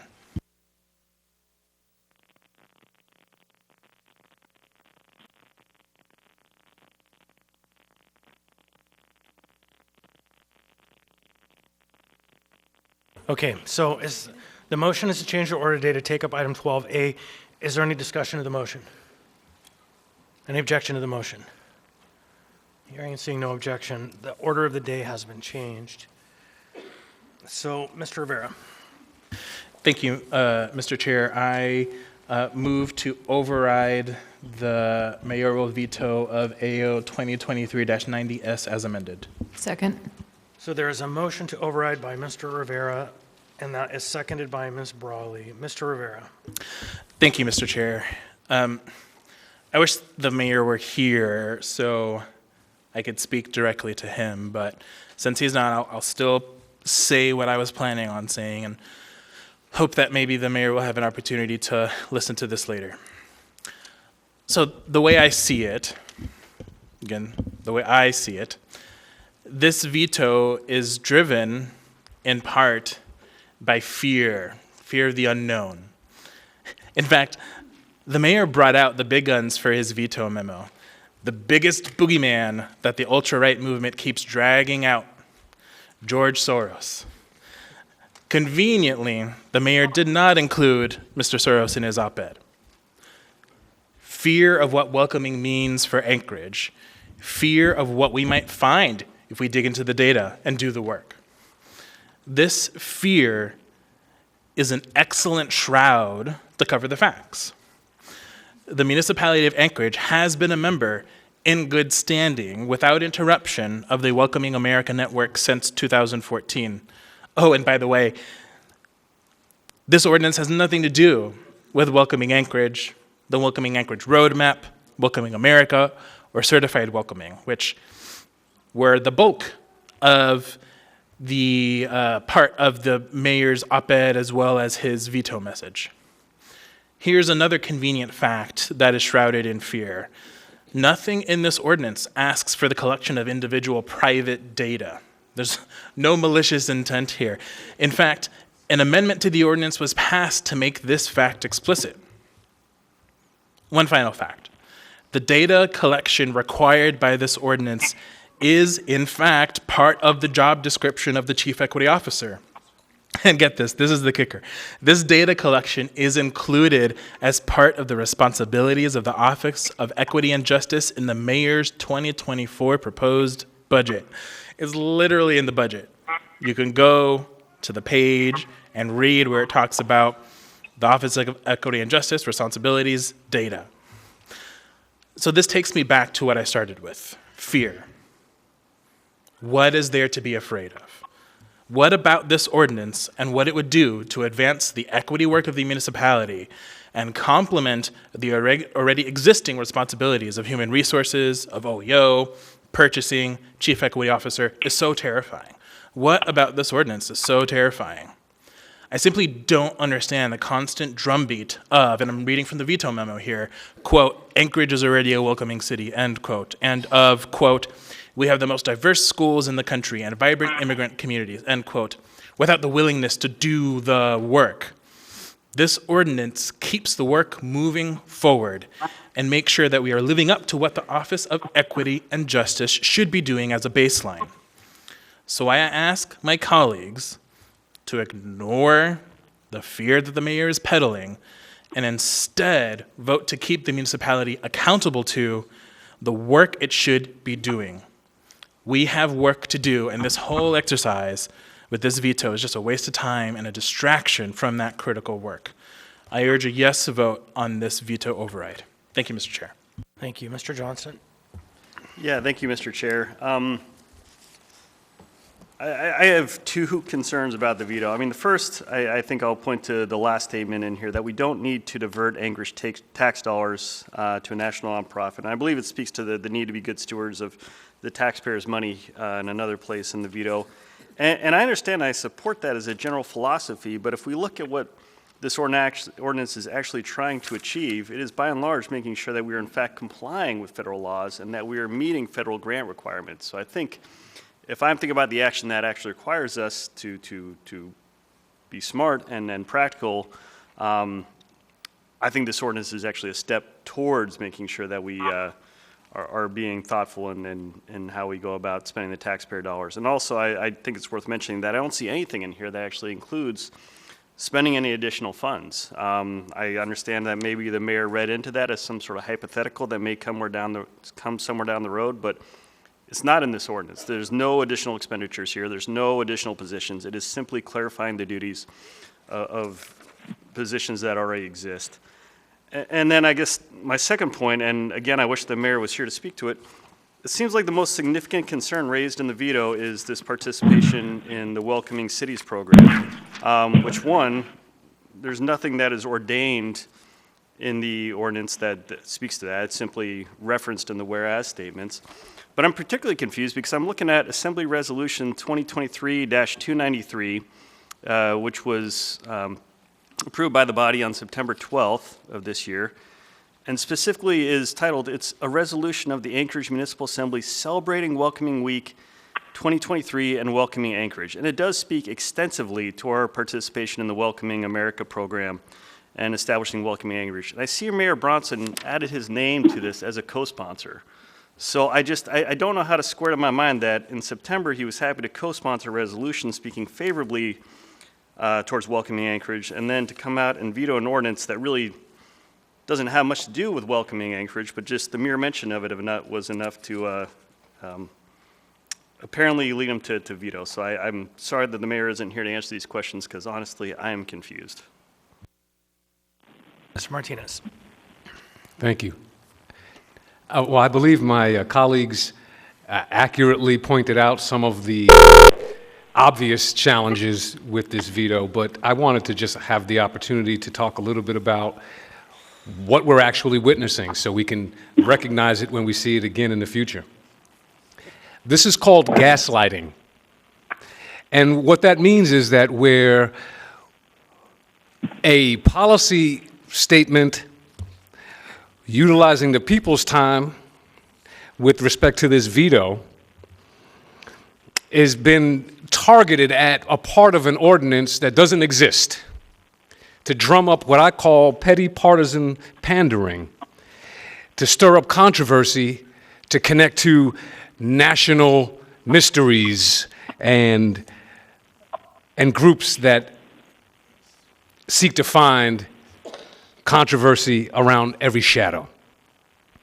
And the reality is, as was accurately pointed out, from the mayor's own budget documents, the job of the chief equity officer and the offices and the subordinates thereabout that we've identified in this ordinance, we've basically copied and pasted the same language. So a gaslight happens when someone is using a smoke and mirror to distract from the fundamental question at hand. And I just want to put a little finer point on it, then rather than do this ordinance simply puts meat on the bone of a job that is structured to deliver. We've received no reports that are identified in the Department of Services. And now we are putting, again, as I mentioned it when we first talked about this, technical structure to the job and the roles of the Office of Equity and Justice.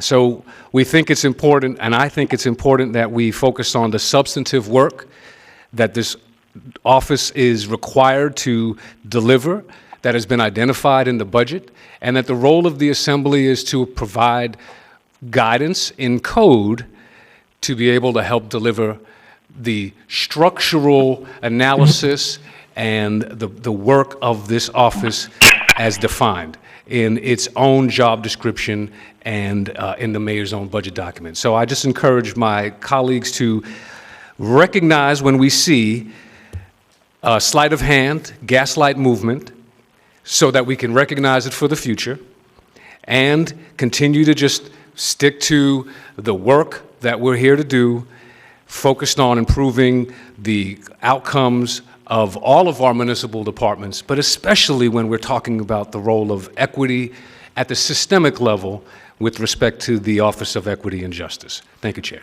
Thank you. And I would just note for the record that Mr. Salt has joined us.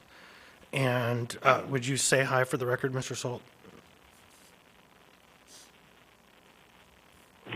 Thanks, Chris. All right, thank you. Next we have Mr. Cross in the queue. Mr. Cross. Yeah, just building off what George said there. So my understanding is regardless of whether or not we participate in the Welcoming Cities, action plan, for lack of a better term, it is the job description of the chief equity officer to make sure that we're federally compliant on these grant programs, regardless of the program, though. So, I mean, I guess as far as saying that we only need this program in order to be compliant, I would say not necessarily, because it's in the job description of the chief equity officer, and that's what they're supposed to do. That's why they were hired to do that, and make sure that we're compliant. That's their job and their foremost duty. So, I mean, to me, that seems like it's just formalities. Thank you, Mr. Cross. Ms. Brawley? Thank you, and I appreciate the comments already made. I will be supporting this veto override. I just want to also touch briefly on the subject of data. First is that there is a specific amendment, as previously stated, that says it will not include identifying information or protected health information, which is a pretty broad category and ensures that individuals' private information is not shared publicly. I want to also take exception to the statement that we are a welcoming city, which I think we are. I'm not taking exception to that, but that we have the most diverse schools in the country and vibrant immigrant communities. There's no mention of the fact that we are also the largest indigenous community in the state. So characterizing our diversity simply by immigrants, of which I am really one, as someone not born in this state, not with my family roots in this state. And then I also want to state on the record that we have persistent race-based disparities in our state and in our community, and I believe those have been documented within the municipality as well. We have people of color overrepresented in our correction system, in OCS, in our rates of poverty, in participation in other programs that people who are in poverty rely on to subsist. Many other ways that we could measure those. So just to state clearly, we have a lot of this data already. The data that we need and that we need to be monitoring is the performance of our municipality, which is what this ordinance is addressing, and ensuring that we are federally compliant, because there has been increasing recognition that we need to do better. So again, I support this veto override and this ordinance. Thank you. Mr. Constant. Thank you. I'll just speak briefly. There were two items that I saw in the veto message that caused me to move pretty quickly to the category of vote to override.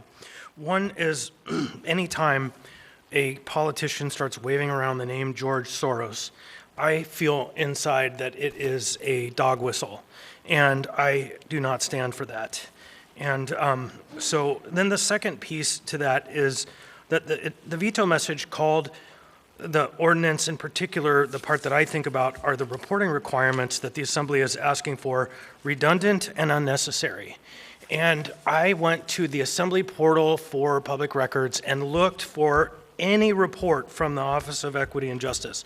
And I could find 0 reports from the Office of Equity and Justice delivered to the Assembly. And so it can't possibly be redundant and unnecessary because there are 0, and this report would require at least 1. And so I just stand on the ground that it isn't redundant, it isn't unnecessary, it is important and valuable, and pleased with the dog whistles. Anyone else? Hearing and seeing none, no members, members may proceed to vote on the motion to override.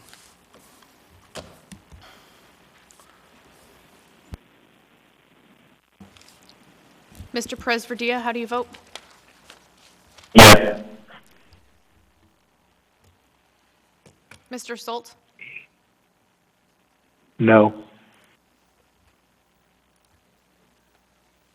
On a vote of 9-3, the veto of AO 2023-90S has been overridden. How does the youth member vote? Yes. Yes.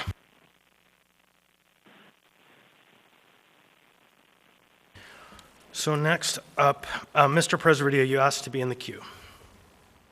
Yes, thank you, Mr. Chair. Previously in the evening, I apologize to my colleagues. I'm traveling for work right now and was unable to attend the earlier part of the meeting. Earlier in the meeting, AR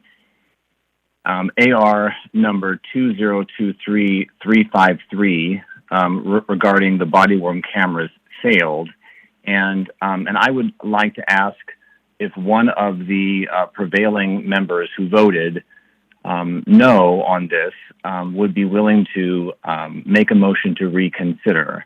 I would ask that because I wasn't able to vote on it, and I would have voted yes. So I would just ask if one of those members would be willing to make that motion and allow us to reconsider this item, so I would have a chance to vote on it. Thank you, Mr. Chair. Mr. Rivera. Yeah, out of respect to my colleague, Mr. Perez-Verdia, I'd be willing to make that motion as one of the no's. Second. So a motion to reconsider has been made by Mr. Johnson, and a second has been made by Ms. Zalatal. Anyone wish to discuss the motion?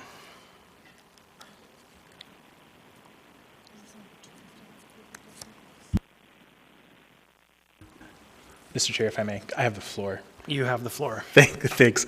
I'll just urge a yes vote. Thank you. All right, thank you. So anyone else? Members may proceed to vote. The clerk says she's catching up. Is there any objection? Hearing and seeing none, the item has been reconsidered. So now before us we have again AR 2023-353, which is item 10B4.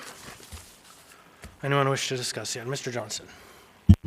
Yeah, I'll just say, I'm Wait, not... we need a motion on the floor, I believe, don't we? Sorry. The motion's just reopened. Okay, just making sure, sorry. Main motion, Mr. Johnson, go ahead, sorry. Thanks. I won't rehash my arguments. You know, I did not support this motion. I won't support this motion. I was personally glad the motion did not pass, and I understand that by taking it up again, in all likelihood, it probably will, but I respect the process, and I believe it's important that every member is afforded the opportunity to participate, and so, again, just out of deference for my colleague, Mr. Perez-Verdia, I'm comfortable with this outcome. Anyone else wish to speak to the item? So I will just say, Mr. Johnson, your action will be remembered and will be honored. Members may proceed to vote.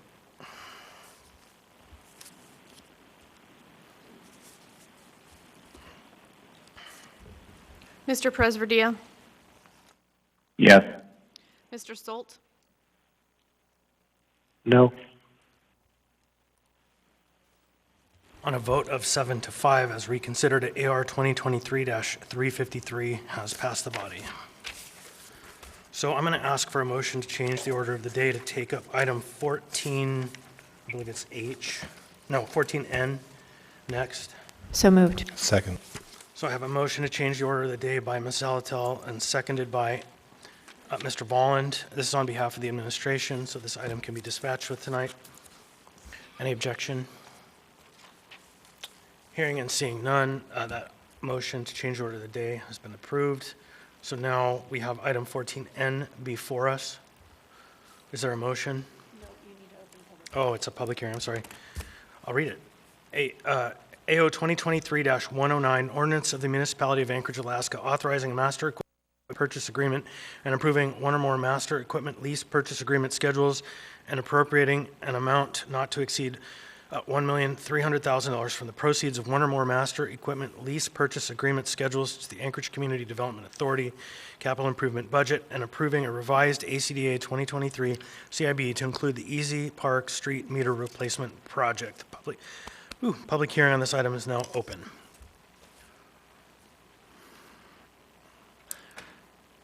Please come on down.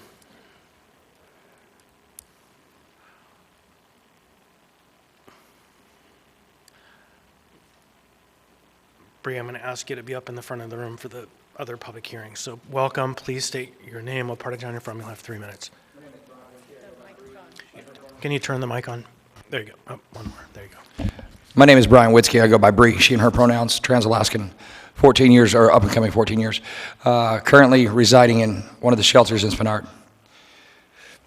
As far as this goes, as far as an area-wide public restroom project, I can tell you that this is something that we definitely need.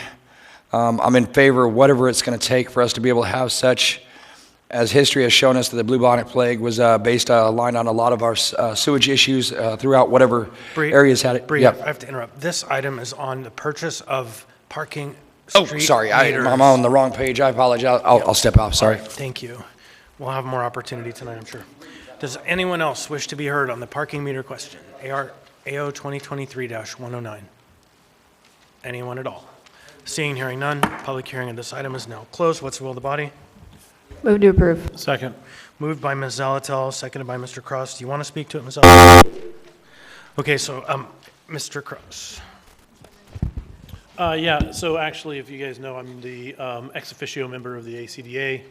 Just so you know, our current existing, we have a member actually here from ACDA if he wants to speak to it, but just so from the assembly standpoint, they don't make replacement parts for our current meters. We're pilfering broken meters for parts and batteries. They don't make the batteries or reconditioned, so all our meters, I can't remember, they're over a decade old, if longer, and so it's not far behind our APD fleet.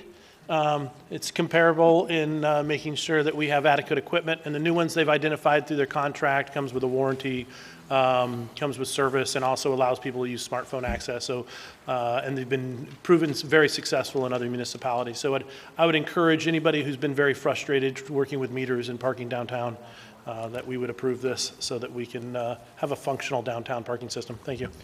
Mr. Cross, I would just add that APD is law enforcement and parking meters are bandits. So, but that said, if you're going to have bandits on the street working, you better get them working right. So the problem that I see is the meters just don't work, and you try to pay because you don't want to pay $30, try to pay $3 or $2.50, and you can't because they're broken. And so I've been asking for a couple of years to get this project underway, and I urge your support.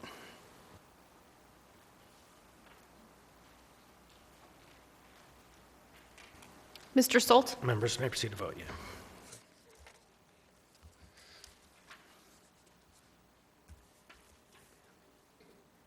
Yes. On a vote of 11-0, AO 2023-109 has passed the body. So now we'll roll back to item 11. Oh, and the youth rep votes, sorry. Yes. Getting on a roll. Back to 11, the 11s. So next we have item 11A, Information Memorandum, AIM 172-2023, memorandum regarding OEO compliance with legal requirements for investigation of employee complaints. Action was postponed from 9/12/2023. Ms. Zalatel moved to accept, seconded by Mr. Rivera. The motion to accept is on the floor. Anyone wish to speak to this item? So before we vote, I would like to ask the contractor to come up, Mr. Earnhardt, and just provide for us a 3 to 5 minute discussion brief on this report and why it's important. Oh, and there we go. I'll try to make it brief because you got a long night. This was a $25,000 contract, not a $90,000 contract. And really what it came down to is OEO and investigation of employee complaints was the question. And OEO doesn't have a duty for that.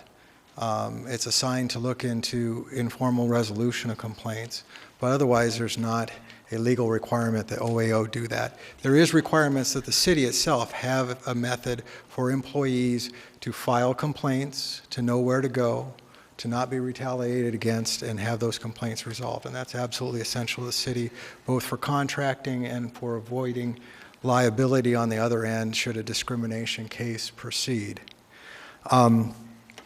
But what I did find, and a little bit of this is based on my own experience, about 10 years ago I was with the city as an experienced litigator for about 3 years, and I did primarily employment and labor law. I dealt directly with OEO, actually won a jury trial on a discrimination complaint, and dealt with many, many, many discrimination complaints lodged within the city, advising both HR and OEO and other departments. The OEO position, which is now really 2 positions as you had it, and I'm glad you voted to override the mayor's veto, has always been this kind of ugly stepsister department. I don't think that's a great term, but it's only funding 1 person now, 2 people, doesn't have much overhead. It has to report directly to the mayor, but the mayor's doing other things, so it just gets sent over to some other floor. And historically, there's been some very talented people in that position that have done a lot with it.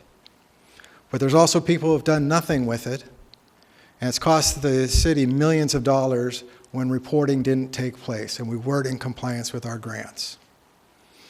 And so I'm glad you overrode that, and that's why that's important, if nothing else. It saves the city money that once a year, someone has to come in and say, hey, this is what I'm doing, this is what we're doing. And I think it'll help with the affirmative action plans, which at times people have been active on, at times it just gets copied over. Take last year's, change the date on it, and send it back in. The other issue there has been with OEO and specifically with employee complaints is confusion as to what that role is. It says help resolve complaints informally. That has a couple of problems. One, it's a little bit of a misnomer. If someone is seriously harassing other people or discriminating, that has to go up the chain. There is no informal resolution, we'll shake hands. It has to go up the chain. Employees were also expecting confidentiality when they complained about their supervisor. OEO is part of the municipality. Their records are municipal records that will play a role if that's looked at later. It also confused the position and was contrary to the position's duties. It's hard for the OEO person to go into departments and go, I need the data on how you're doing on affirmative action. I need your numbers. I need to work with you. Oh, by the way, I'm coming by tomorrow because someone says you're discriminating. There was always a tension there, and it caused a lot of problems. And that's where the second half of my memo came in, the recommendation that I think has caused some tension within the executive department. I was expecting comments from the mayor's department on it. I have not heard anything. What I had proposed is rewriting some of the policies. Now, personnel is that stays in the executive department. The assembly shouldn't talk about how to make personnel policies or manage people. That has to happen over in the mayor's office. But we have old policies. One says you're not supposed to harass, take it to your supervisor. There's a separate one that says, oh yeah, there will be no retaliation. And employees don't know where to go, they don't know what the process is like. And when it goes to an HR investigator, or sometimes the legal department has done it, I did a number of them myself, there is no, how are we going to handle this, what is the specific process? And that always runs the risk of, should an employee file a discrimination complaint and it's not handled properly, that the city will not not be following the law. The city will be looking like they're hiding something, that they're not doing the process, and it costs money. In fact, there was an instance where the OEO office decided to investigate on their own, not knowing what they were doing, not having those skills, not working with other departments, that did cost the city, as I understand it, a lot of money. And I would encourage the executive department to stop, set aside the various disagreements. The other guys proposed it. It must be a bad thing. It's proposed from outside. It must be a bad thing. Look at the proposed policy changes. Those words can change a bit. There's a lot that can be done, but the fundamentals are in there. No retaliation. Allow for informal resolution. Make sure the formal complaints do get resolved. Look at those and come up with a good modern policy that employees know what's going on, and we can avoid further liabilities. All right, I don't see anyone in the queue, so I think that's probably good. Thank you, Mr. Earnhardt. And for my part, I will say that it was a $20,000 contract, not a $90,000 contract. I'm not sure where that came from, but I did hear that out there. And this was, as a project, put on the table because we had an incident at the municipality where we had a department head in charge of the Human Resources Department who, it was alleged, was creating a hostile environment. And we had a director in the library, a deputy director, who, it was alleged, was creating a hostile environment. And the OEO director at the time went to investigate the matter and was promptly terminated by the executive. Then it went through litigation and legal settlement, costing the municipality more than $250,000 to kind of sweep under the carpet the fact that we had an HR director with an "I'm with her" t-shirt on while he's attempting to be the investigating authority for a claim of discrimination. If that's allowed under the policy that we currently have, or did before that override, then the policy is broken. And we need a policy that actually protects the workers of this municipality from potential abuses. It's been already very expensive, $250,000, very expensive settlement. And so for my part, I think we can do better. It is obviously not our place to implement policies for the administration, but there is a draft policy made by an independent third party to guide the way to ensure in the future, should such allegations arise, there is a path for employees to be protected from abusive members of the administration, whether it's this administration or 1 in 5 years or 10 years from now. So I hope the administration avails itself of the asset that's been put before it. Ms. Brawley. Thank you. I just wanted to say thank you to the contractor for giving a brief verbal overview of your findings and connecting them back to these issues, as well as to the chair for, again, connecting back to the context that led us to this point. And I just want to also observe, we've talked a lot about making the municipality a better place to work. We talk a lot about attracting workers. We also need to retain our workers, and that means ensuring that we are a good place to work. So again, I appreciate the highlight from our contractor of some of the issues and policy choices that maybe the assembly can't always make, but that need to be made to make us a better place to work. And then I also want to emphasize that is not only good for our employees, it is also good for the taxpayers because we reduce our liability. That is one thing I heard a former litigator of employment law say, is that those things cost everybody when we are not treating our employees well, when we create these situations and then have to clean them up later one way or the other. So we certainly want to stay out of court and we want to be better to our employees. So again, I see this policy not simply as employment, but how do we make sure that we're keeping our workforce, that we're providing the services that the city needs, and then we are being responsible with public funds. So thank you. Anyone else? Hearing and seeing none, the motion. Oh, I'm sorry. No. Go ahead, Ms. Bronga. I'm sorry about that. I really, truly believe that making the Anchorage municipality a non-hostile workplace and setting all these policies in play, and your report is fabulous. I just want to, and maybe someone can clarify for me, that we're not changing someone's job description. This is already in their job description, because if you're changing someone's job description, then you would need to get the union involved, and, you know, it's... We're just accepting a report here. Okay, that's all we're doing, is Yep. accepting this. Okay, It just thanks. has it inside of the draft policy. Thank you. Anyone else? Hearing and seeing none, members may proceed to vote the motion to accept. Mr. Solt? Yes.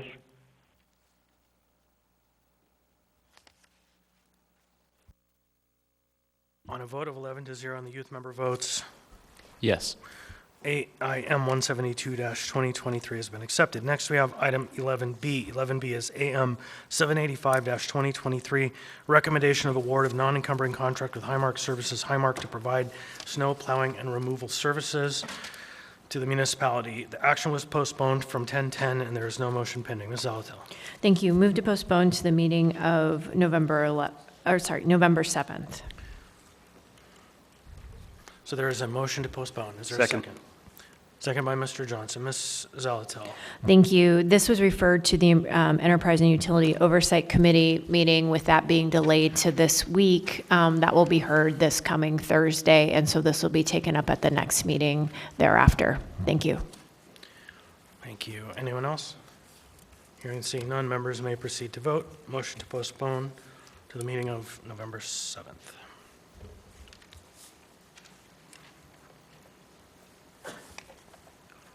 Mr. Solt? Yes. So on a vote of 11-0 and the youth member votes, Yes. AM 785-2023 has been postponed to the meeting of November the 7th. Next, we have item 11C. Oh, and just as a note to folks, when the clock strikes 8, like a pumpkin turning into a carriage, we are going to proceed into the budget debates. And so whatever item we're on at that time will just shift. And so, but for now, we have item 11C, AO 2023-93. Point of information. Yep.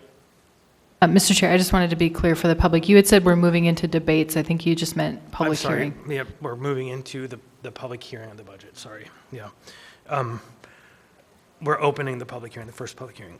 So now we have for us 2023-93, an ordinance of the Anchorage Municipal Assembly amending AMC 7.20.090, emergency procurements and waiver of formal procurement procedures. What's the will of the body? Oh, wait, I'm sorry. Mr. Salt's amendment is on the floor. So we have a motion to approve, seconded by Mr. Rivera. Mr. Salt's amendment is on the floor. 1 second.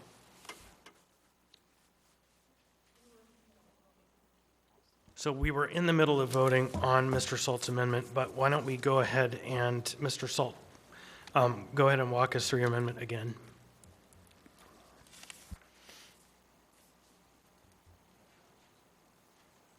Give me a second, please. What's that, Mr. Salt? Yeah, no problem.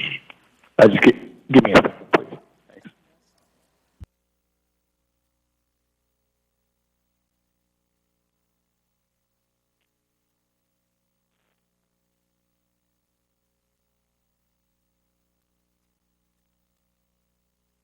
I can probably I'm trying give to pull up the. Go ahead. I can probably give you a hand up here. The amendment, what it effectively does, it removes language that says waivers shall be reported prior to the execution of any contract. The waiver, it removes and execution of such contract may not occur until 48 hours after notice of the waiver is provided. It removes that language. It also removes the assembly may revoke a waiver by resolution. That's the specific language. Yeah, thank you. I have it pulled up now. So the intent here was I think there's just a difference in timing here, and I'm not sure it quite made sense to me how it was written. So I'm trying to recorrect the timing. It seems like we're getting ahead of ourselves on this one.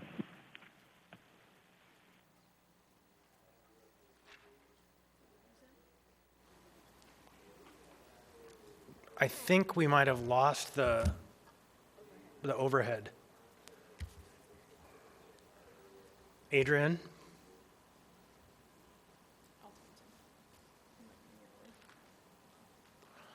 So, Mr. Salt, if you can hear us, we can't hear you now. We heard you in the back room, so I'm not sure what's going on, but we'll come back to you. Ms. Zalatel. Well, I was going to speak to the amendment. Do you want me Yeah, to go ahead? no, Okay. while we figure out the tech issue. Okay, so I think this amendment takes away the actual change we made to the code, which was to give the assembly the opportunity to take action if they didn't agree with the waiver. And so this amendment puts us back in the posture had we not made the code change in the first place. This is how the old code read before we added the waiting period for purposes of being able to take action when we got notice of a waiver. It used to be notice of a waiver, boom, contract could be done. However, that's not what we were contemplating, because we needed there to be a window for the assembly to say, hold on a second, we don't agree with the waiver, because this is waiver of procurement and the authorization of a contract. So we do have a role to play. And what I believe the underlying ordinance did was just clear up an issue when there's a following assembly meeting. So this takes us all the way back like 3 steps. So I would urge you not to vote for this amendment. Thank you. Ms. Brawley. Yeah, thank you. Just a question, and I believe it should go to council. Just, can you clarify, and I know we're still working on Mr. Salt's, because he mentions attempt to clean up language given 24-hour meeting notice requirements. So maybe just clarifying in what situations is that 24-hour meeting notice requirement in play, and then I guess any comment on the need for this amendment. Thank you.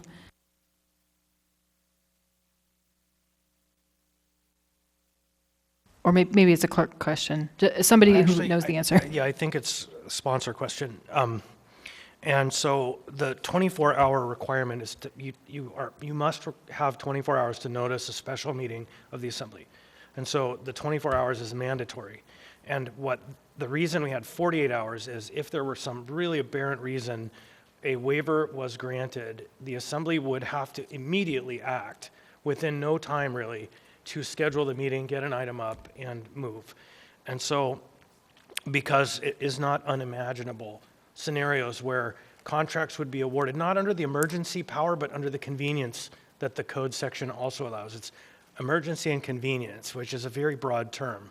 And so the 24-hour notice is a requirement. What this amendment does is it strips that protection that we put into the code 6 months ago or something, and moves it back to where there is no check on the administration's ability to authorize a waiver based on convenience of the procurement rules. And so we fixed that, but we went a little too far in doing so by creating a situation where even when there is time, the administration waited till after the meeting to run something as an emergency or a convenience, even though there was time to get it on the agenda, because they didn't want to wait the 48 hours. And so what we're removing is if the assembly is meeting and they have an emergency, they can just bring it to us and not have to do this, well, let's wait until just they're done meeting so that we can get this done immediately within 48 hours. And so that's what the main effect is. The amendment eliminates that. Okay, thank you.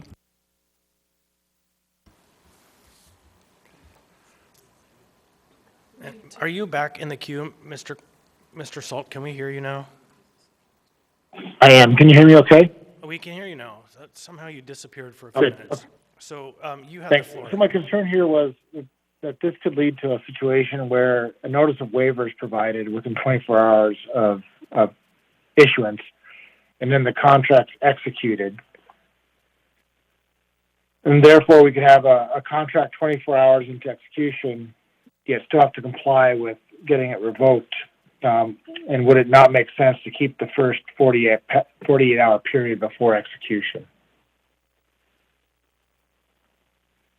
That's kind of my concern. That's what led to this.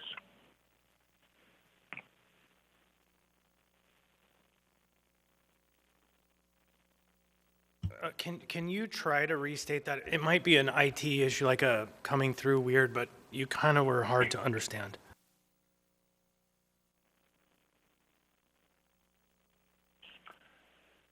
it basically boils down to how are we going to vote on approving without the waiver, without a special meeting. So it just comes down to the timing. If we have to approve a waiver and then we also have to notice a special meeting within 24 hours, to me the timings don't work out, and maybe I'm just not understanding it correctly. It feels like it could lead to a situation where a waiver is provided and within 24 hours, and then we want to have a special meeting. We also have to notice that special meeting within 24 hours. And why don't we keep the 48 hours after notice of waivers provided? Thanks, understand now. Mr. Cross? Okay, I think I understand now as well. Yeah. So the question then just comes down to is what's more appropriate, 24 or 48? And 48 gives us, I mean, I think he said something else. okay. And, okay, well, in the frustrating part, until I understand it completely, I don't know if I can support an amendment until I can wrap my head around it. If I might, I put myself in the queue again. Thanks. Can I restate what I think I heard you say, Mr. Salt, was that the way you imagine this is that when a waiver is presented, the assembly has to approve it. Is that a fair read of what you said? Yes, that's correct. Right. So I want to be really clear. This does not create a circumstance where the assembly has to approve it. This only provides the assembly an opportunity to end it if it was the determination of a majority of the members that it wasn't an emergency or it wasn't a necessity. And so the only action that the code section as presented provides is it's revoking the waiver. We don't have any authority to approve the waiver. So if the assembly doesn't act immediately on an action within basically 24 hours, then the ship sails on the ability to approve the waiver. It has to be a true, very clear situation. So we don't put ourselves in the position at all of having to approve a waiver. Through the chair, may I ask you a follow-up question? So the waiver is only used in a very unique circumstance, correct?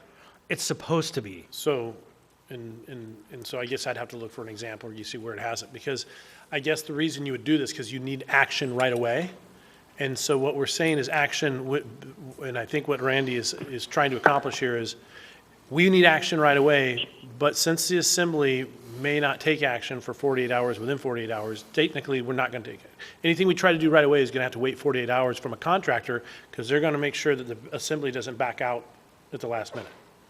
But so then it just means, is it an emergency? Does it need a waiver? And if we're only using these waivers in unique circumstances where we need something right away, then that's the reason it was 24 hours to begin with, because it was supposed to be an action item that needed immediate response.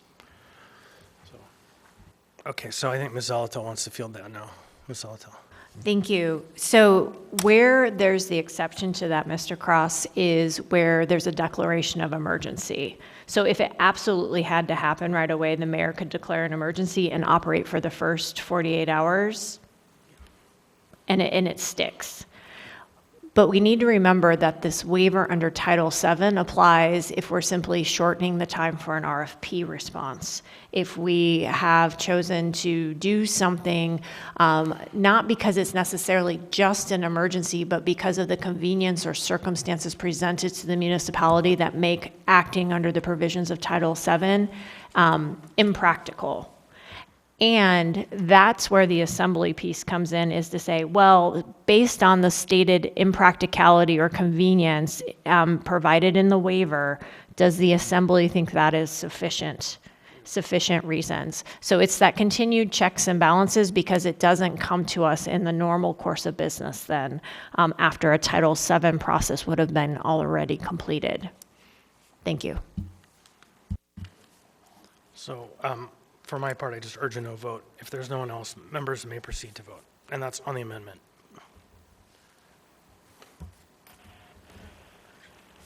Mr. Stolt? Yes.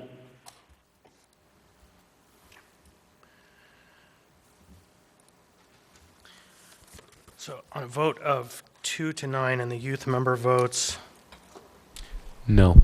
No, the amendment has failed to pass. Now we have the main motion before us. And I'll just again restate the purpose of this ordinance is to provide the administration an opportunity if a regular meeting shows up and they have a waiver they want to implement, they can implement the waiver as part of the agenda of our regular meeting and the assembly can act on it. So all of the checks and balances are in place, and then they don't have this absurd, you must wait 48 hours to execute the contract because you just told us about it. And so this just removes a bit of overreach. So with that, if there's no one else, I would ask my members to proceed to vote.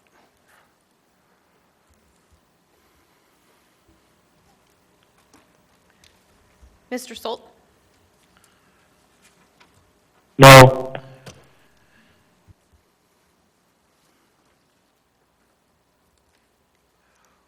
On a vote of 8-3 and the youth member votes Yes.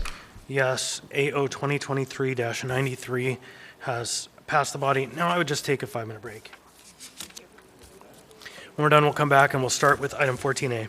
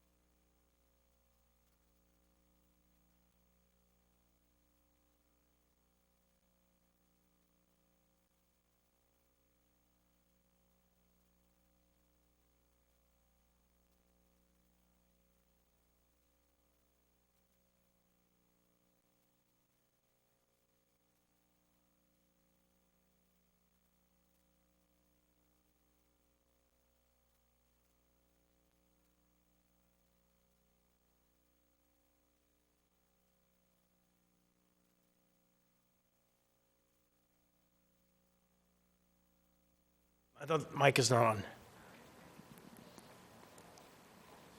Oh, the There you green go. button. Okay. Yes. Welcome. 3 minutes. Sure. Thank you for the opportunity to testify. I'm the executive director of the Anchorage Downtown Partnership. I was here before you last month as you heard the 2023 assessment roll, and I shared some of the impacts of our programs. I'm here specifically to request funding for the Anchorage Downtown Partnership to be able to provide our continued services in downtown. If this isn't the appropriate item, I'm happy to come back. But it sounds like I should keep going. Thank you. So we're the nonprofit that's charged with the management of the Downtown Improvement District. Our district stretches 3 square miles from 1st to 9th and from L Street all the way to Gamble. It's a large downtown district, and within it we provide services that keep downtown sidewalks and public spaces clean and accessible, help everyone in our downtown feel safe, and we host many of downtown's largest events which drive economic activity to downtown's retail stores and restaurants. I'm here today to ask for your consideration of a fee in lieu contribution from the municipality to help us cover the costs of these services that we provide to downtown. The municipality is the largest landowner in downtown Anchorage, and we provide services every day to muni-owned properties downtown. I have a list here of the parcels downtown that are owned by the municipality through various departments and utilities.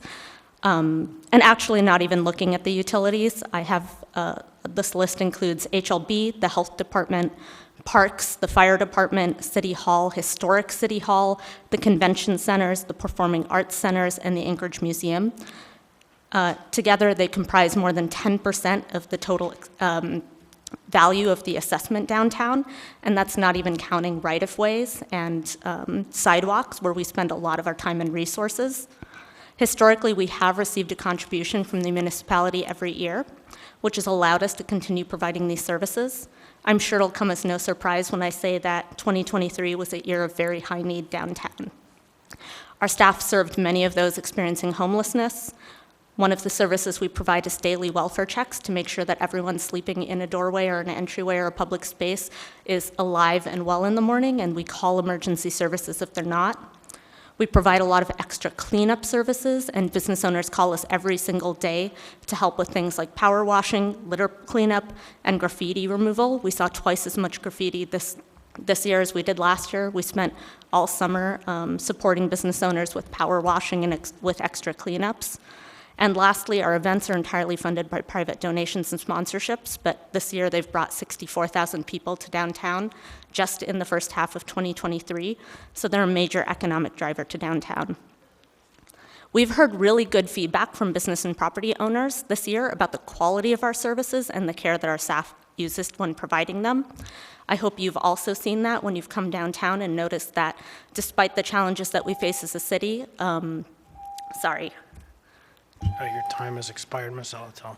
Thank you. Thank you for being here. I think it would be really helpful if you can email and be as specific in your request as possible for the funding you are requesting and what it would be used for. Assembly members will be taking up amendments to the budget on November 9th.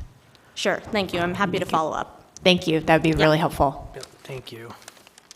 All right, welcome. Please state your name, what part of town you're from. You'll have 3 minutes. Hello, my name is Emily Weiser. I live in Airport Heights. I wanted to speak sort of generally to some of what's been said at the work sessions for the budget, where it sounds like this is kind of a de facto cutting of salaries of positions that are currently vacant, but that we would very much like to fill, and a resulting cut to services. It sounds like you all are very on top of that, and I just wanted to express my support for not cutting those things, making sure that we're fully staffed, making sure that we have the services that are really the benefit of what government does for us. More specifically, I also wanted to ask if it would be possible to earmark money specifically to clear sidewalks of snow. If that could be separated out from the general snow clearing pool, I think that would really help to make sure that sidewalk clearing is prioritized alongside road clearing and not sometimes relegated to after the fact or, you know, kind of when time allows after the roads have been more or less cleared. Thank you very much for your work. Thank you. All right, welcome. Please state your name, what part of town you're from. You'll have 3 minutes. My name is Brian Witzke. I go by Bree, she and her pronouns. Currently residing in Alex Hotel on Spenard. As far as it goes, when it comes to appropriating funds for the general budget. I really believe that we need to start looking at some of our neighborhood roads. We're the better part of 30 years on some of them that have been there. The roads are getting quite atrocious, very hard to travel. As well as some of our secondary roads, they're opening up so bad that literally they can drag your car from one direction to another. With us coming up in the wintertime, it does put us in the aspects of possibly throwing a vehicle into another vehicle. So safety is a concern there. Ongoing as far as other things of the budget, maybe, in order to be able to make the budget stretch a little further, we need to have somebody reevaluate some of the ways we do our snow removal. I've seen over the years that things can be done a little bit more efficiently. As the lady talked about the sidewalk clearing, I see many times before the road's even clear, they're out there doing the sidewalks, and all of a sudden roads come through, and then all of a sudden sidewalks need to be done again. To layer over things, to pay attention to what we're doing, when we're doing it. This is part of proper management, and I understand the administration is over top of that. And we know where the administration's not doing their job. I appreciate the Assembly for looking at these things, for taking a moment to evaluate those said things. Ongoing as far as it goes, the homeless thing, you guys have done some really great work. I do, Ms. Braga. That is your 3 meals right over there, so that way you can understand what it means when you take a part away from anything. Remember that much of the state is not up to par on their food stamp thing, plus our shelters don't come with a cooking unit, so we're stuck with that. That being said, I am extremely thankful for being able to complain about my stiff shoulders from being in a bed for the first time since Mother's Day. Y'all have no clue what that means to me. If you guys didn't catch the piece that was written off of public media, I do suggest that you guys check that out. It dropped the 20th. You guys have done some great work. I know we have to continue on to doing some more great work. We need to look at, as far as the budget goes, as far as what chapter we can go into for substance abuse. As far as the number of homeless, I gave you guys a ballpark. If you guys don't separate the substance abuse, we're talking 4,500 people, not 1,000. We need to look at what homeless is as far as definition, because many of them are in vehicles. Shelters are one thing. They're living in vehicles, and that's why your numbers are skewed. Moving into budget as far as other things goes, like I said, we have the street roads. We have the maintaining of right-of-ways. All these things we need to look at as far as how we fund our different organizations. As far as, the law, as far as the roads, as far as safety, all these things need to be evaluated, and I'm sure you guys will use your great education and skills to do so. I appreciate you all. If nothing else is said, thank you.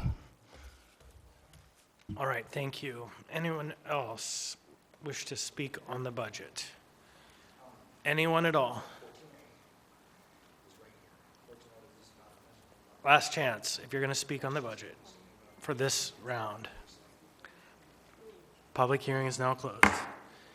So we will be having another public hearing on the budget scheduled for the meeting of November 21st. So this item will be back before us. You'll be able to testify. We just got logged out of our system, so it might take us a minute to reboot. Like everyone.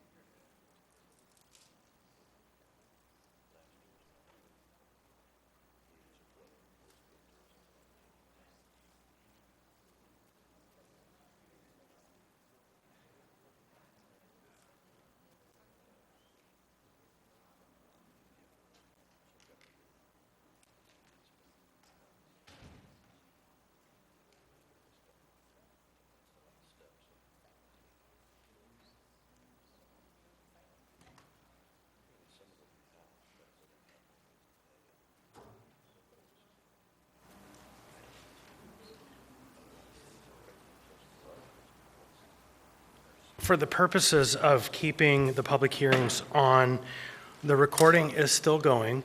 So everything that we do will be posted on the YouTube as soon as the system is fixed and we get it uploaded. So I'm going to continue working our way through, tomorrow, through the public hearing items, because we aren't going to take any action. We don't need the system. I'm going to ask the clerk to record the names under the item by hand so that we can make sure that the record in OnBase is updated. And make sure that Randy's back in. Randy, are you back on the phone? Mr. Salt? I am here, thank you. Okay, so, yeah, we are. And the clerk, we could actually run a meeting with no computers at all. We almost had to do it once. It was quite shocking. But we don't have to do that tonight, just some public hearings on the budget. So we already concluded item 14A. So now we're going to open item 14B, the first public hearing for AO 2023-96, an ordinance adopting the 2024 General Government Capital Improvement Budget. The public hearing for this item is now open. Welcome, and please state your name for the record, what part of town you're from. You'll have 3 minutes. Hello, my name is Emily Weiser. I live in Airport Heights. I promise you won't hear from me on every item, but I have one specific request for this one. So last week we had our community council meeting at Airport Heights, and we talked a lot about traffic calming. We had Zach Hartman come talk to us about speed cushions and speed bumps and how that whole process works. And he mentioned that, I think he said there's 30 prioritized projects just kind of waiting for funding, and he can only get through a few of those each year with, I think it's $500,000 that's normally earmarked for that program. So, and that's a subset of what's been nominated by neighborhoods. People really want traffic calming in their neighborhoods more than we've been able to do. So I'd encourage you thinking about maybe increasing that amount, maybe looking at how much would it take to get all 30 of those projects completed next summer or the summer after. And really trying to work through that, because there's a demonstrated need based on speed studies for this traffic calming. And also these are things that neighbors have requested, saying they don't feel safe in their neighborhoods. So that's it for that one. Thank you. Thank you. Anyone else? Anyone at all? This is the first public hearing on the General Government Capital Improvement Budget. Hearing and seeing none. Public hearing on that item is now closed. The public hearing for this item will be back before us at the meeting of November 21st. Next, we have item 14C, the first public hearing on AR 2023-324, a resolution adopting the 2024 to 2029 General Government Capital Improvement Program. The public hearing on this item is now open. Anyone wish to be heard on this item? Anyone at all? Seeing, hearing none, public hearing on this item is now closed. Next, we'll have item 14D. 14D is the first public hearing on AO 2023-97, an ordinance adopting and appropriating funds for the 2024 Municipal Utilities Enterprise Activities Operating Budgets and the 2024 Municipal Utilities Enterprise Activities Capital Improvement Budgets. The public hearing on this item is now open.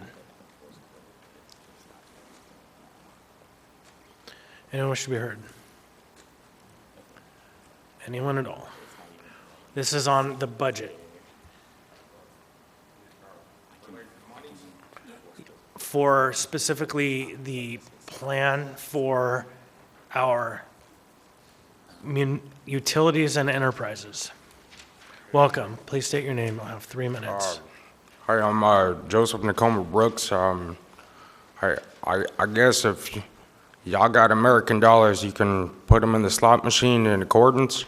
If you qualify for an at-will termination, equal opportunity employment job, possibly fill out a paper job application, or possibly fill out a website web portal of a CompuServer and accordingly process. Maybe if you are a qualified Alaskan citizen, perhaps you could earn this fellowship money with recurring perpetuality of the economy influxes.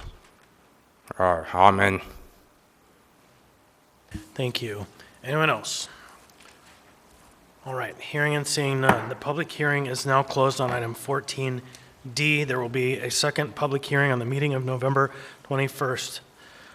We have next item 14E, the first public hearing on resolution number AR 2023-326, a resolution approving the 2024 to 2029 municipal utilities enterprise activities capital improvement programs.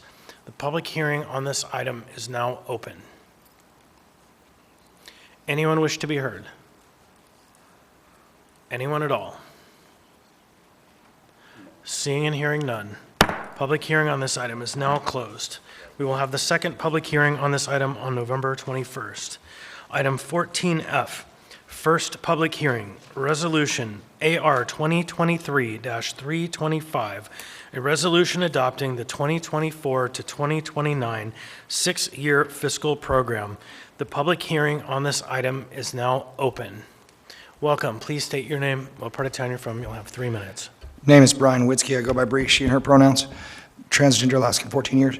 Alex Hotel Spinard. When we're moving through on a six-year fiscal program, maybe I'm a little lost in this. We are evaluating as the years go by, correct?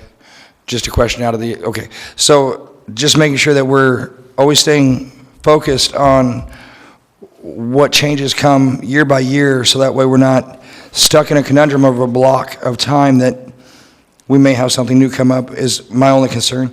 But I'm sure that you guys, as far as it goes, are on top of that. But it just goes without saying that we want to make sure as individuals that things are being looked at as they happen, so that way we're not stuck in the same aspects of old language like you have spoken many times, or old views this way or that way, that we stay with that pivotal point. So whatever this program might be, I hope it has that point in it. That's my only thing. Thank you. Thank you. Anyone else wish to be heard? Anyone at all? Seeing and hearing none, public hearing on this item is now closed. We'll have the second public hearing on this item on the meeting of November 21st. Next, we have item 14F, first public, Next, we have item 14G. 14G, first public hearing on AO 2023-98, an ordinance adopting and appropriating funds for the 2024 operating and capital budgets of the Anchorage Community Development Authority. The public hearing on this item is now open. Anyone wish to be heard? Anyone at all? Seeing and hearing none, public hearing on this item is now closed. We will have a second public hearing on this item on November 21st. Now that we've proceeded through the budget items, Mr. Rivera. Yeah, thank you, Mr. Chair. I'm wondering if this would be the opportune moment to go back and I don't know if we just need to read it or do to reconsider item No, just 10 read Alpha it. 1. Okay, It's fine and present, read and present. great. Then could we do that now, Mr. Chair? Absolutely. I don't even Right. think we need a motion. I Okay. guess we could do a motion to read the resolution that we passed earlier. related- We have someone to accept the resolution 10 Alpha 1. Yeah. And I really don't feel comfortable proceeding with any more items because we'll need votes and other matter once we finish those public hearings. Is there any objection to reading the resolution for Alaska Native American Indian History Month? Hearing and seeing no objection, Mr. Rivera, who will be presenting, do we know who's reading? Mr. Martinez, would you read it?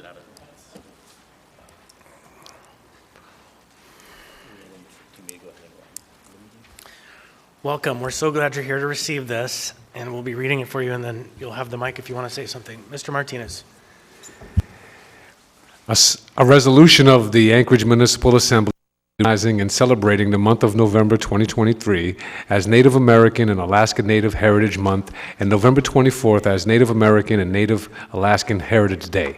Whereas, What started as First Americans Day in 1912, adopted by the Boy Scouts of America due to the efforts of Dr. Arthur C. Parker, a Seneca Indian, evolved over a course of many decades into National American Indian Heritage Month, approved in 1990. Similar proclamations, including National American Indian and Alaska Native Heritage Month, have been issued every year since 1994. And whereas the lands called Alaska have been the ancestral homelands of the Alaska Native people,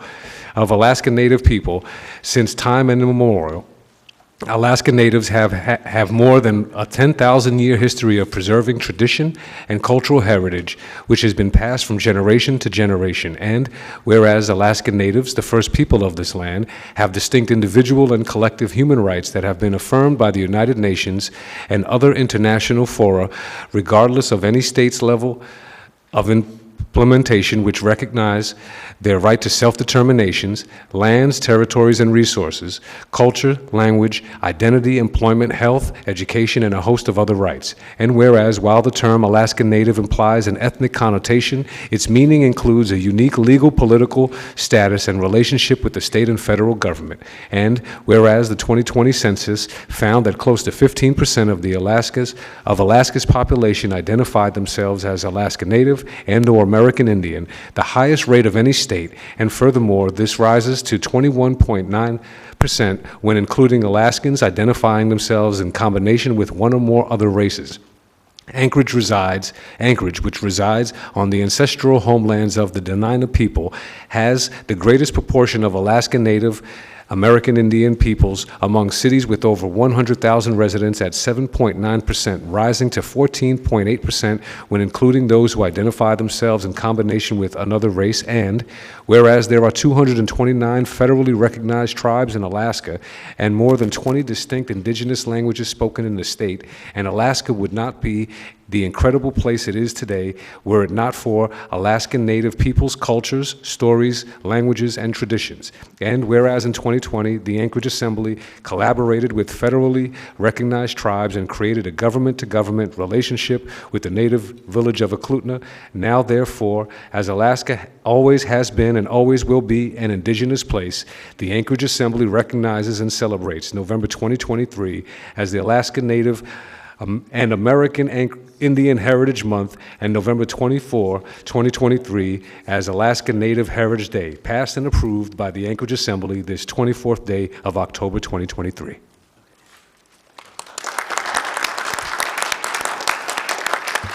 Welcome.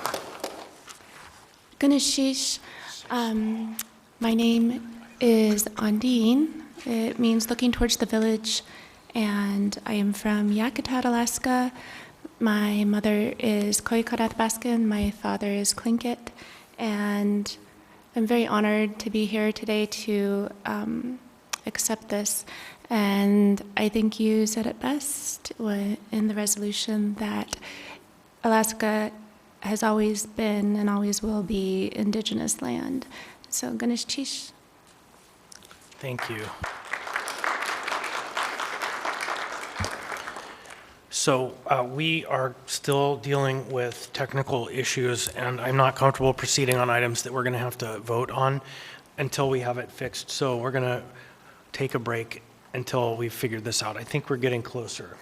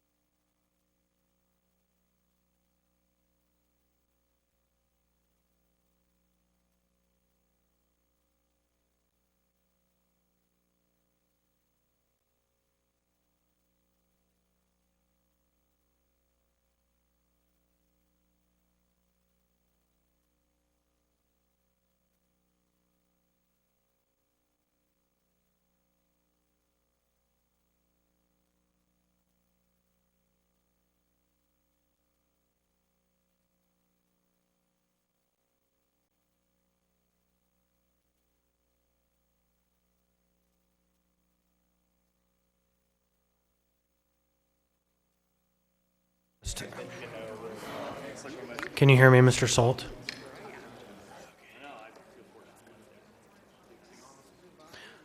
Check test. So, I am going to, he can't hear me.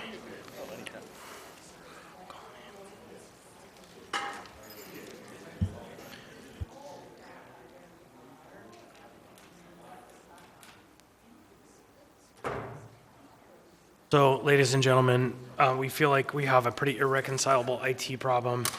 And so we have two items that are, one is must pass and one needs to be postponed.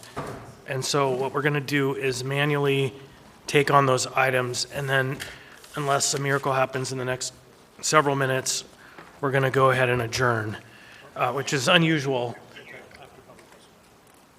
Yeah, so Mr. Salt, I have you on my phone, and you just do your best to listen, and we'll have you on my mic as well.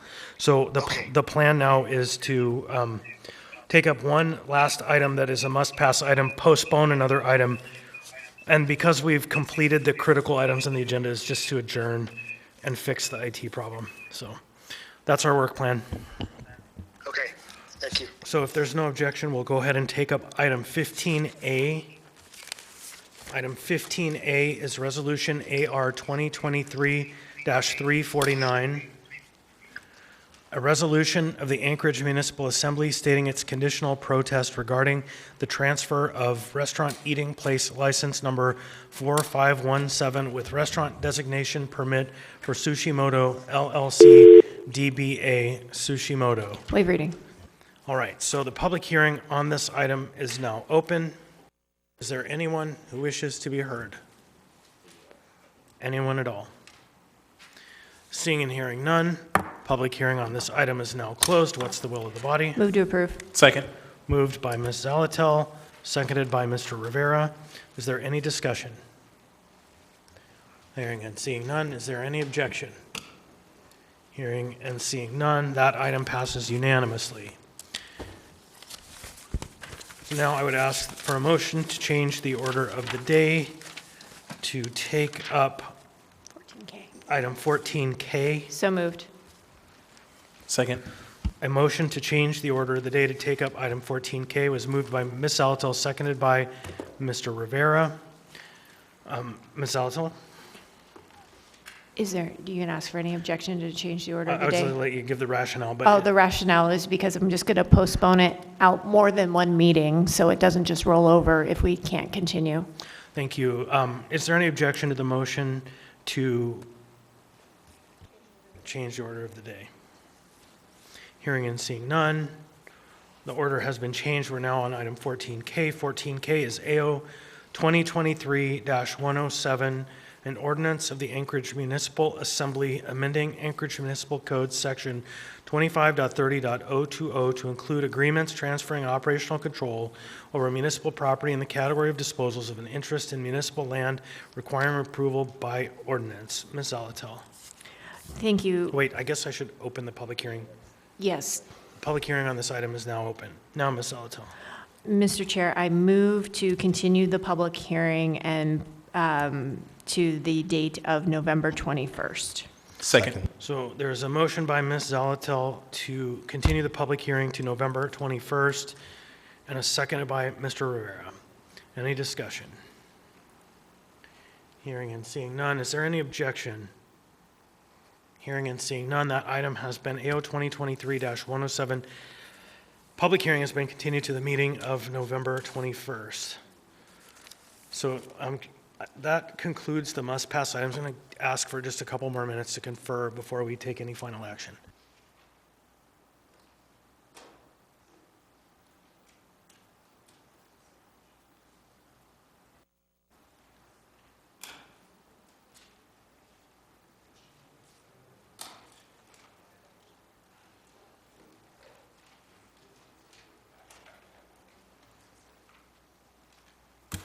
Okay, so I'm just going to ask, is there any objection to adjourning because we have broken IT? Mr. Rivera. Yeah, thank you, Mr. Chair. I'm wondering if we could do audience participation. Yes. If that's something. Sure. Thanks. Yep, Mr. Rivera has asked, and so if there's no objection, we'll move to audience participation. Welcome. Please state your name, what part of town you're from. You'll have 3 minutes.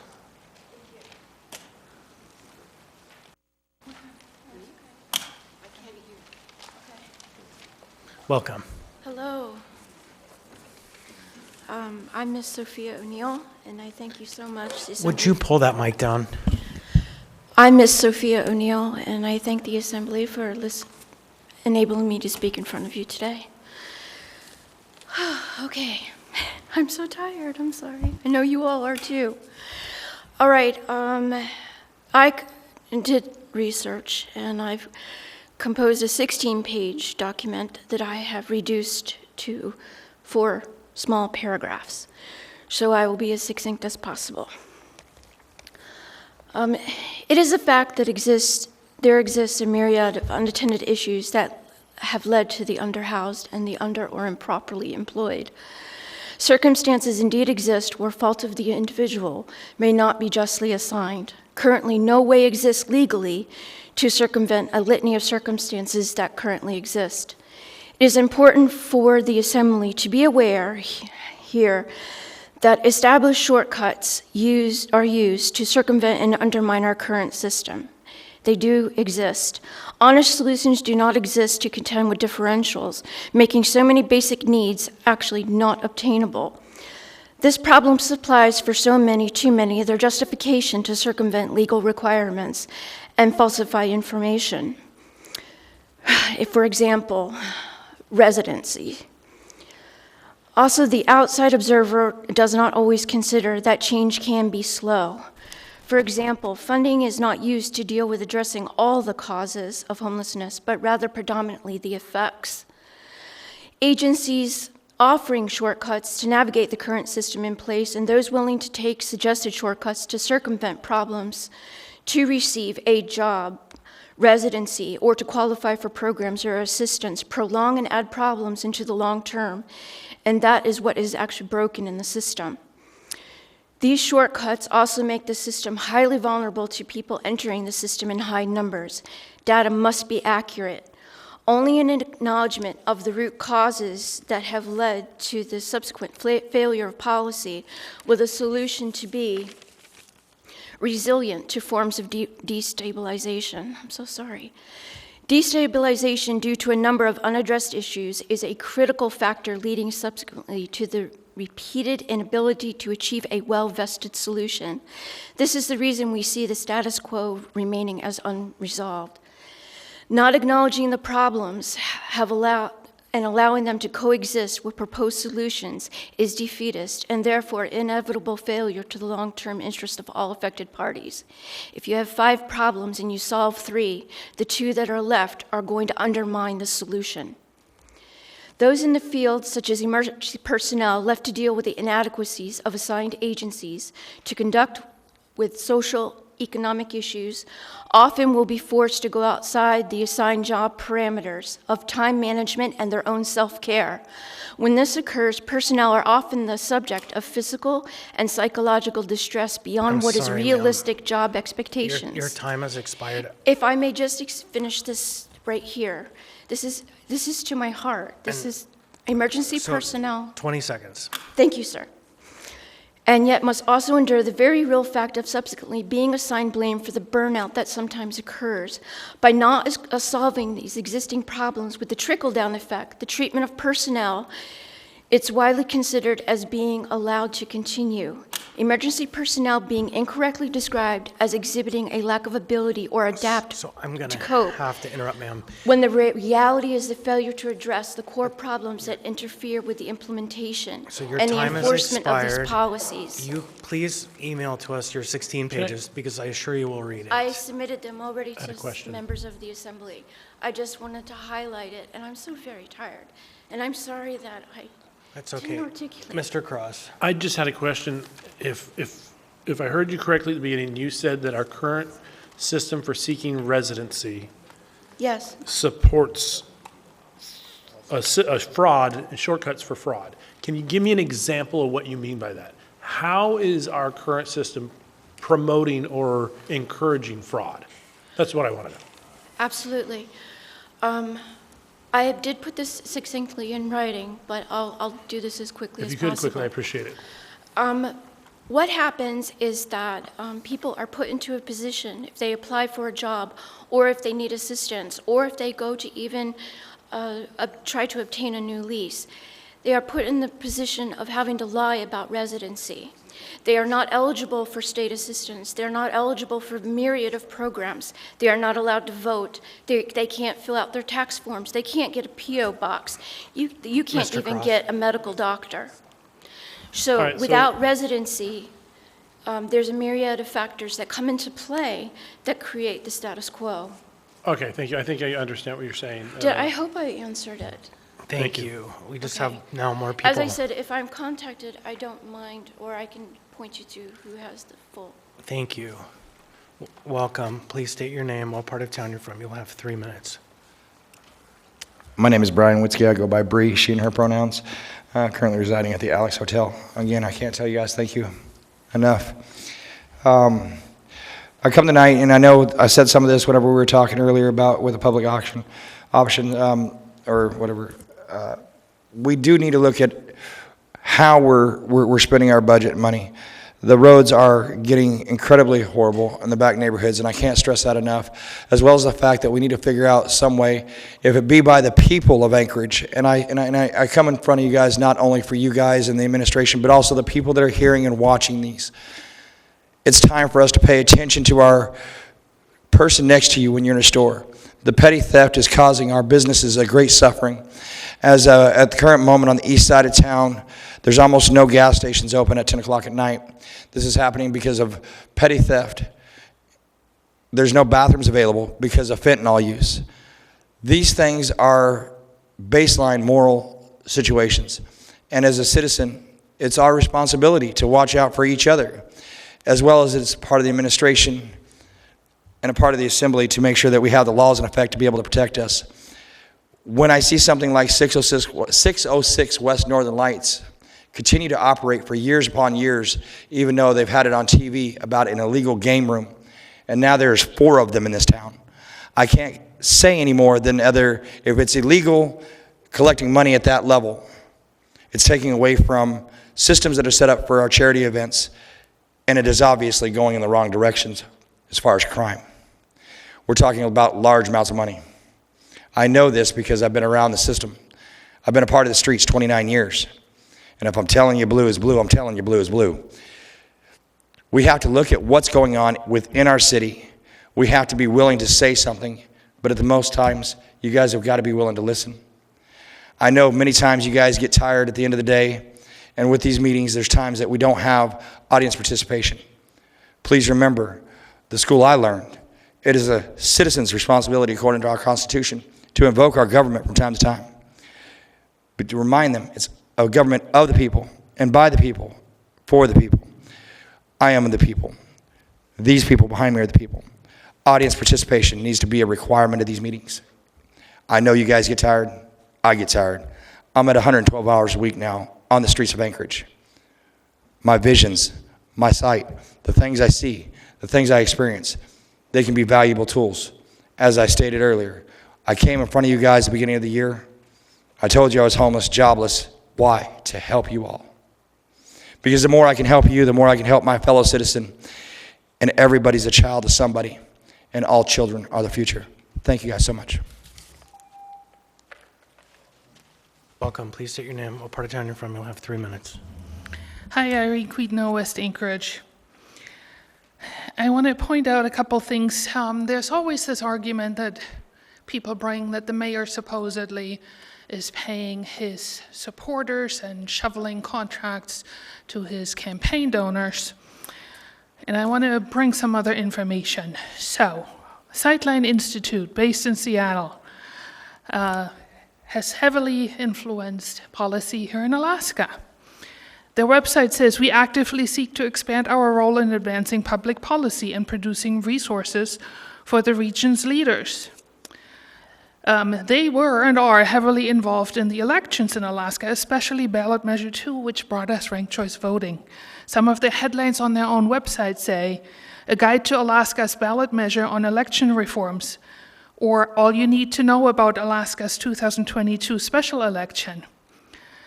The Sightline Institute Alaska Research Director is Janet Lee. Janet Lee is Bill Falsey's wife. The Bill Falsey who ran for mayor, the Bill Falsey that was retained by this assembly for the separation of power issue, the Bill Falsey that was the municipal manager. The city also has contracted with Agnew Beck for many, many years. Ms. Brawley was employed by Agnew Beck, and 4 months ago, I think, because she's now on the assembly, she's not employed with them anymore, yet 2 weeks ago, a contract was awarded to Agnew Beck, and she was able to vote on that. The chair decided that that is not a conflict of interest. I find that a conflict of interest. And lastly, the Welcoming America organization, the one that is now being pushed.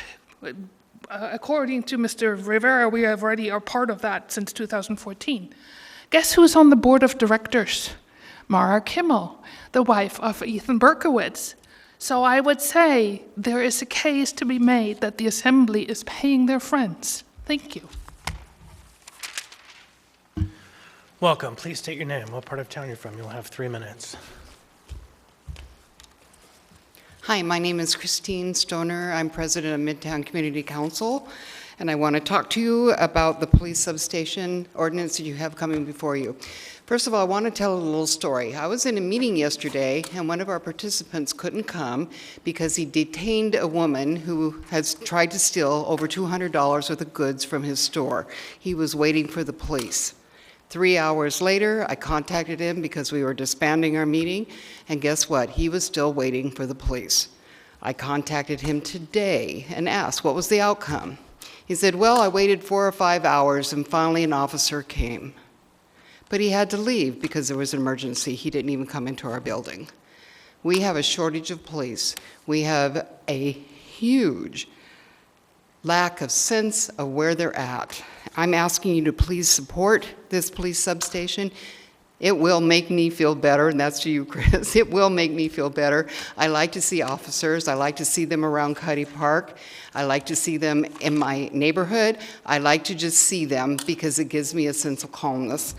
Midtown, and I've talked to many of you about this, we have $1 million worth of theft and damage from April 15th to the 1st of July that we can document. And so if you put the numbers together with the people you're talking to, we probably have at least another 500,000 since the 1st of July. That's a lot of theft and damage in one little part of the town. Will this cure everything? Probably not, but we're hoping it'll bring the numbers down somewhat. You as Assembly have a chance to vote for something that costs the city $10 a year. For 5 years, that's $50. And you can extend that contract for another 5 years and spend another $50. This will allow officers to come into an area where they can take a rest, they can do their paperwork, they can make private phone calls, and they can be dispatched very easily within our area. They can go north and south very quickly. They can move around our area and stay in our area, and that's what we're asking with this ordinance. And I thank you very much for your time and patience. Thank you, Ms. Stoner. All right, anyone else? All right, hearing, seeing none. Next, member comments? Anyone? Anyone? Move to adjourn. Motion to adjourn is on the floor. Any objection? Hearing and seeing none, we are adjourned.